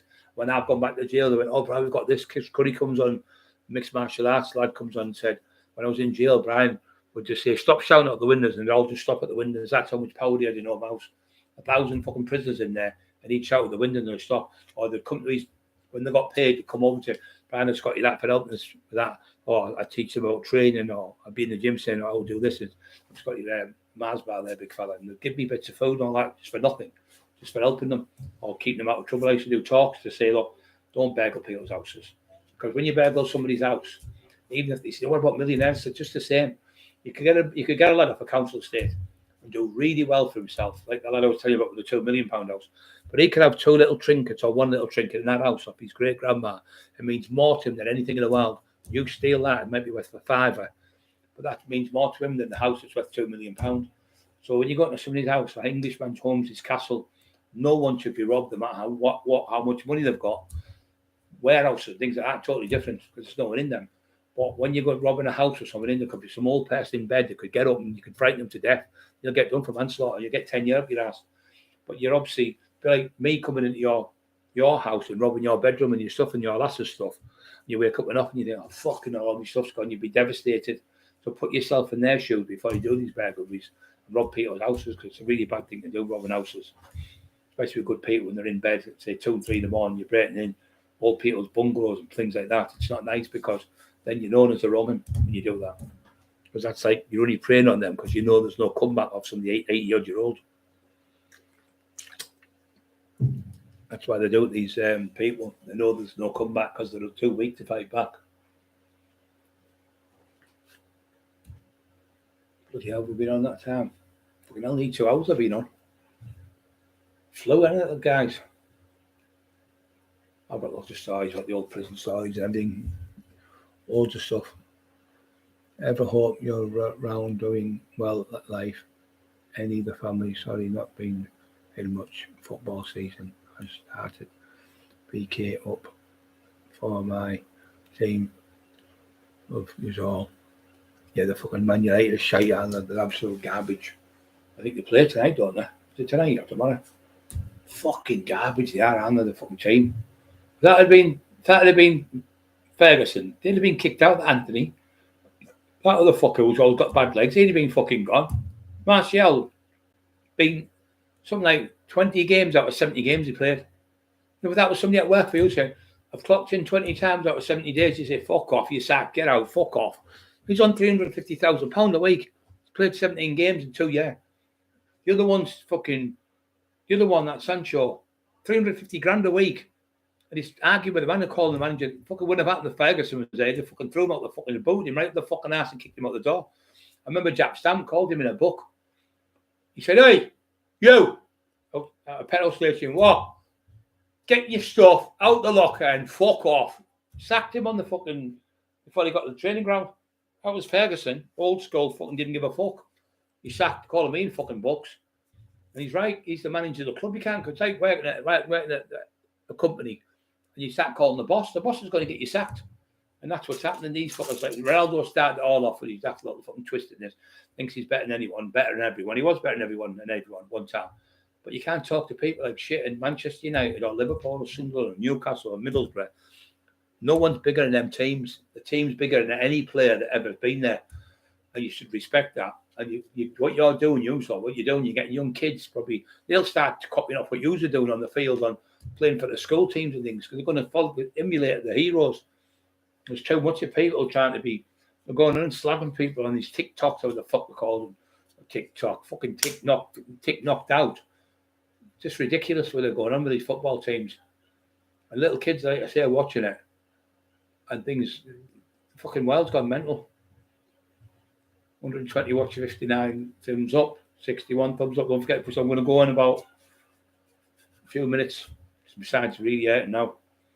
I've done 2 hours. That's 2 nights in a row. I'm going to be off. Am I off tomorrow? Is it tomorrow? Yeah, I'm going to be off tomorrow. I'll be off tomorrow because I'm training tonight. I'll be sore tomorrow. And I'll get up to our afternoon. I'll train. Get up about 1 o'clock. I don't go to sleep all day because the pain down my right side. I've had some good news on that as well. They've admitted we've got the paperwork where they've admitted they've slipped with a scalpel and it's left me paralysed with their mistake. Emma's found it. They've slipped with C5 vertebrae. I went in there, my operation was an operation where I got done and I should have been back to normal in six weeks. You'd be back driving, but don't lift anything heavier than 5 kg, do a bit of weights and all that, lightweight, 1 kilo dumbbells and stuff. I couldn't even lift my hands like that, completely paralysed like that. Now, when you slip with a scalpel and the C5, which is the one that makes your forearms move and your hands move, I was like that for over 2 years. My hands, I couldn't move. Couldn't even wipe my backside with my right hand. I had to use learn the left, so my right hand's paralysed. My left side's paralysed, they give me hips and everything. And it paralyses your intercostals, your sartorials, which are these muscles here. And it's the worst vertebrae you can get damaged. You end up being paraplegic. But because I've fought it, I'm out the wheelchair. But I'm still going. Sometimes I have to go in it when I'm really bad. But when I go walk around Tesco's, I've got to hold a trolley like a Zimmer frame to walk around because I fell nearly a few times. So they've left me paralysed, and it's a mistake by the hospital. It isn't the injury what I had, because I didn't have an injury to my hands. I only had the injury to my neck. So he slipped with a scalpel, sliced right through it. When I said to him, what happened? He said, well, everything's gone perfect, nothing's gone wrong. 3, 4, 5 months later, Emma's been nosing through the stuff. They've slipped with it's a scalpel. That's their fucking fault.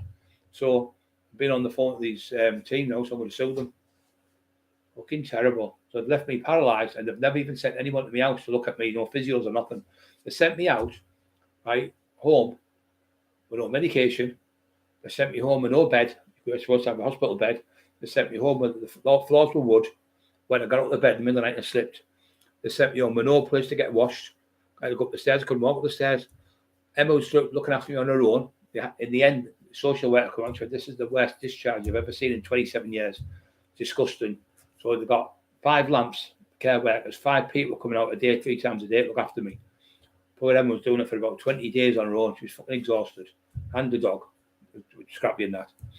So, anyway, fucking, they've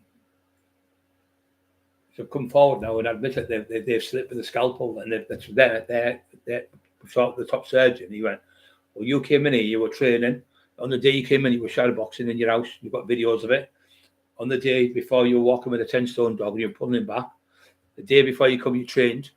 The day when you were here, you trained. You can see in the videos because it's all timed and dated. I did it all before I went out. You see me walking through the hospital. I signed into the hospital. I went in. I got my gown on. I got them stupid legging things on. What a nightmare. So to get them on, you have to have good hands because they're really hard to put on them surgical stockings. And then I put all my gear on, took all my gear off, unfastened my laces, put my buttons and my gown and everything on. I can't do that now with my hand because it's paralysed. So therefore, it proves I was right. And the other great thing is, when I was leaving the hospital, I said, "Oh, can you leave? Can you sign out?" I went, "I can't use my hands. My hands were like that. We'll just go. Down like that all the time." So that C5 one is the one that makes your forearms work, and it makes your shoulder work, and it makes your hands move and your wrists. They left me paralysed from here all the way down for over 2.5 years. They said I'd be back to normal in 6 weeks. And when I went back 2 or 3 weeks later for a new checkup, they give me and they all fucked up because when they did the MRI on my neck, they should have done one all the way down. They said, these experts have told us, the legal team said, they should have given you the full MRI so they could have given you the full back operation instead of doing it in 2 bits. You should have had your neck and back at the lower back done at the same time. That's double the operation, so that's a mistake. So now they're saying that it's their fault because he slipped the scalpel, cut it open, fucking cerebral fluid coming out, stitched it up and glued it and never even fucking told me. I said, "Oh, well did it went?" He went, "The reason why you're paralysed is because you've been laid on your hands like that for about 3 or 4 hours having the operation and it stopped the blood circuit." I said, "Please don't insult my intelligence." I said, I've been trained since I was 13. I know every muscle in the body and how it works. Might not be as good as you, but I know, but don't try and fob me off with crap. I said, you can be on your hand like that all night, fall asleep, and wake up 10 hours, you could be on that hand, and you just do that, pins and needles, but 2 or 3 minutes, it all comes back because the construction of the blood comes back. If it's just a blockage of blood to there, say, like that, you'd have pins and needles. But as soon as you do that, your hand comes back to normal. So you're telling me, because I was asleep 3 hours, I've been paralysed for 3 months. Please. He went, "Oh, well, what it could be now," he said, "it could be because you had that much bruising in you." I said, "Well, why am I still paralysed 2.5 years later?" When I went into the hospital for the vertebrae to be cleaned out, and my 5th vertebrae has been slashed with a scalpel, slipped. He did it with Glenn Bartlett, then he did it with a key commander. He said 5 times he had me in, he slipped with a fucking scalpel on the exact same vertebrae, C5, and left me paralysed. Me intercostals with sartors, the exact same muscles where I've got now.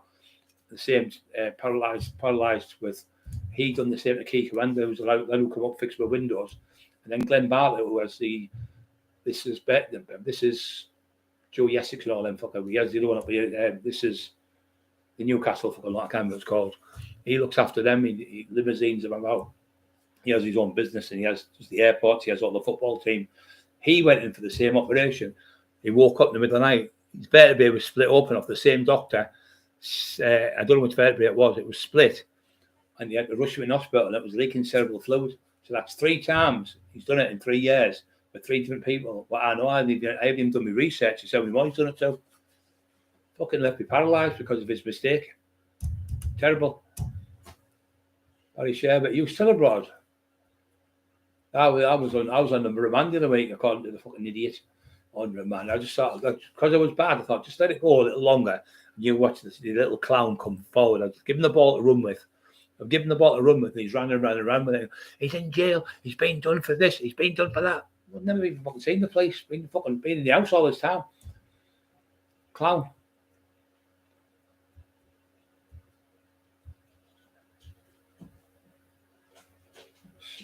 And put the bead in a plastic glass. Oh yeah. Put the light on. Yeah, so that's why I've been bad, guys. So getting back there. Anyone else is on here around Steam? Don't forget to push the like buttons, please. Let's slip with the fucking scalpel in. And then when I asked him, how's it gone? You know, like you say you get your car and you take it into the garage. How's it all gone? Oh, your gasket was gone, or you're tying in your new tyre and all that. So I'm just saying, what he said, everything went perfect. Couldn't have wished for a better operation. But there was 3 surgeons. Usually only get 1. There's something I knew in my head. I was thinking, there's something not right here. Why would you have 3 when you only have 1? Oh, it's because you're that heavy. We had to move you around. I thought, fuck off. You have nurses not like to do that. It's shite. It's garbage. So they've slipped with a scalpel and made me paralysed, because C5 is the one that makes your hands move and your wrist go. And that's all that one side. It's gone. That side, on that side, C5, he hasn't touched that. So that's that side. That's okay. That hand, look, it's nothing wrong, but it's still numb and it's still a bit paralysed, about 20%, 30%. But my legs are really bad still as well, and inside my groin, it looks really bad. But it does all them things. It stops you going to the toilet. I didn't go to the toilet for 16 days. Couldn't poo in the toilet, nothing. They had to give me loads of laxatives. It was agonising when I went to the toilet. That was because probably the meds as well when I was on. But it does the same thing. If C5 is severed, that's the one that helps you go to the toilet and everything. So sounds like they're fucked. So I put it in the day with them solicitors doing, oh yes, it's a cracking case. And did you sign out or not? I said, tell you why I couldn't sign out. But I signed in. I said I couldn't sign out because my hands were paralysed. I was like that in the chair. Like I am now, like this. My hands were like that on my lap. My hands were like that on my lap. I had a big massive ulcer in my mouth because the tube was in my mouth for 2 hours, 40 minutes operation and 3 hours to wake me up. And my mate, who was a barrister, who was the hospital, he went, that's far too long to be asleep. Nearly 6 hours. He said, that's maybe why this has happened and that's happened. Come out all these different things. He was telling me, you know, that's what he does for a living, the barrister. But he said, phone them. Anyway, they've took the case on now today. They said they're going ahead with it. So that looks good. If I do get a big massive payout, I'm just going to go and get them stem cells. That's what I'm going to do, get myself back. Somebody said you can have £1 million and still be in a wheelchair, but you can have the stem cells and be back to normal. I'd rather have the stem cells. I'd rather have my fitness back. And I can go knocking on all these fuckers' doors, can't I? I won't forget it, you know. I do not for fucking getting out. I'll be like that. Come on. Look at me now. Bam, bam, bam, bam, jumping about all over like fucking ding, ding, ding, ding, ding. Light them up like a fucking fruit machine. Right, guys, I'm going to shoot. Thank you for everyone. I love you all. I'm going to have a day off tomorrow. Wednesday, isn't it? Wednesday, Thursday, I'll probably be back on, I think. I'll let you know. I'm going to start having a couple of days off a week with the family and play with the pup, you see. So when I was doing every night, I did something like 60 nights in a row. Fucking kills you. But it's hurting me side now, yeah, but I'll do a little bit of stretching when I come after. I'm all right. But Barry, you hope you're all right, so I love you all the world. Thanks to everyone being on here tonight. Thanks to everyone who's there. Don't forget to push the like buttons. Don't forget to push the thumbs up type of thing. So it does the trolls heads in. 64 thumbs up. And we have over 105 people last night. We had nearly 200 people on. So earlier on, we had about 160, 170 people on. So it's good. He said, oh, you YouTube shite. Nobody's watching it. Well, what all of these lovely people on here then? So I just ignore him. I just don't even fucking answer him back. I can't be bothered. I just go delete. So he'll send me a comment. He's still been sending me loads of shit. So I just go, I'll let him do all the shit for 20 minutes. I don't read now. Go back on 20 minutes later. There's about 20 different comments. I go to the very bottom, very top one, delete it, report it, and send it, and it's gone. So it's gone. You don't get it back. So it takes say there's 30 messages. I go delete the whole lot, come off in like 2 or 3 seconds. And that's the idiot gone.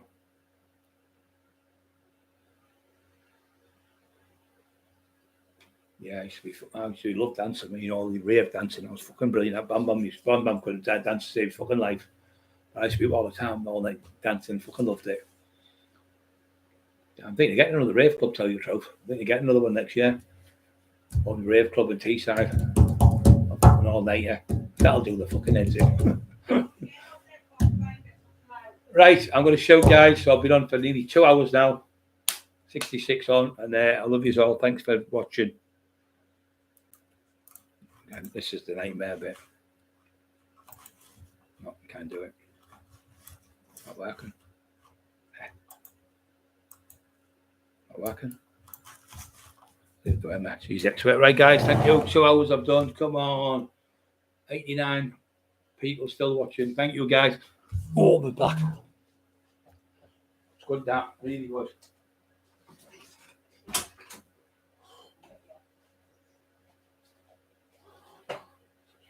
Turn that off. I can't do it.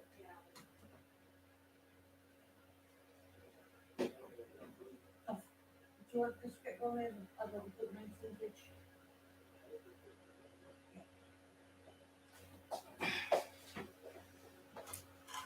That light in the day,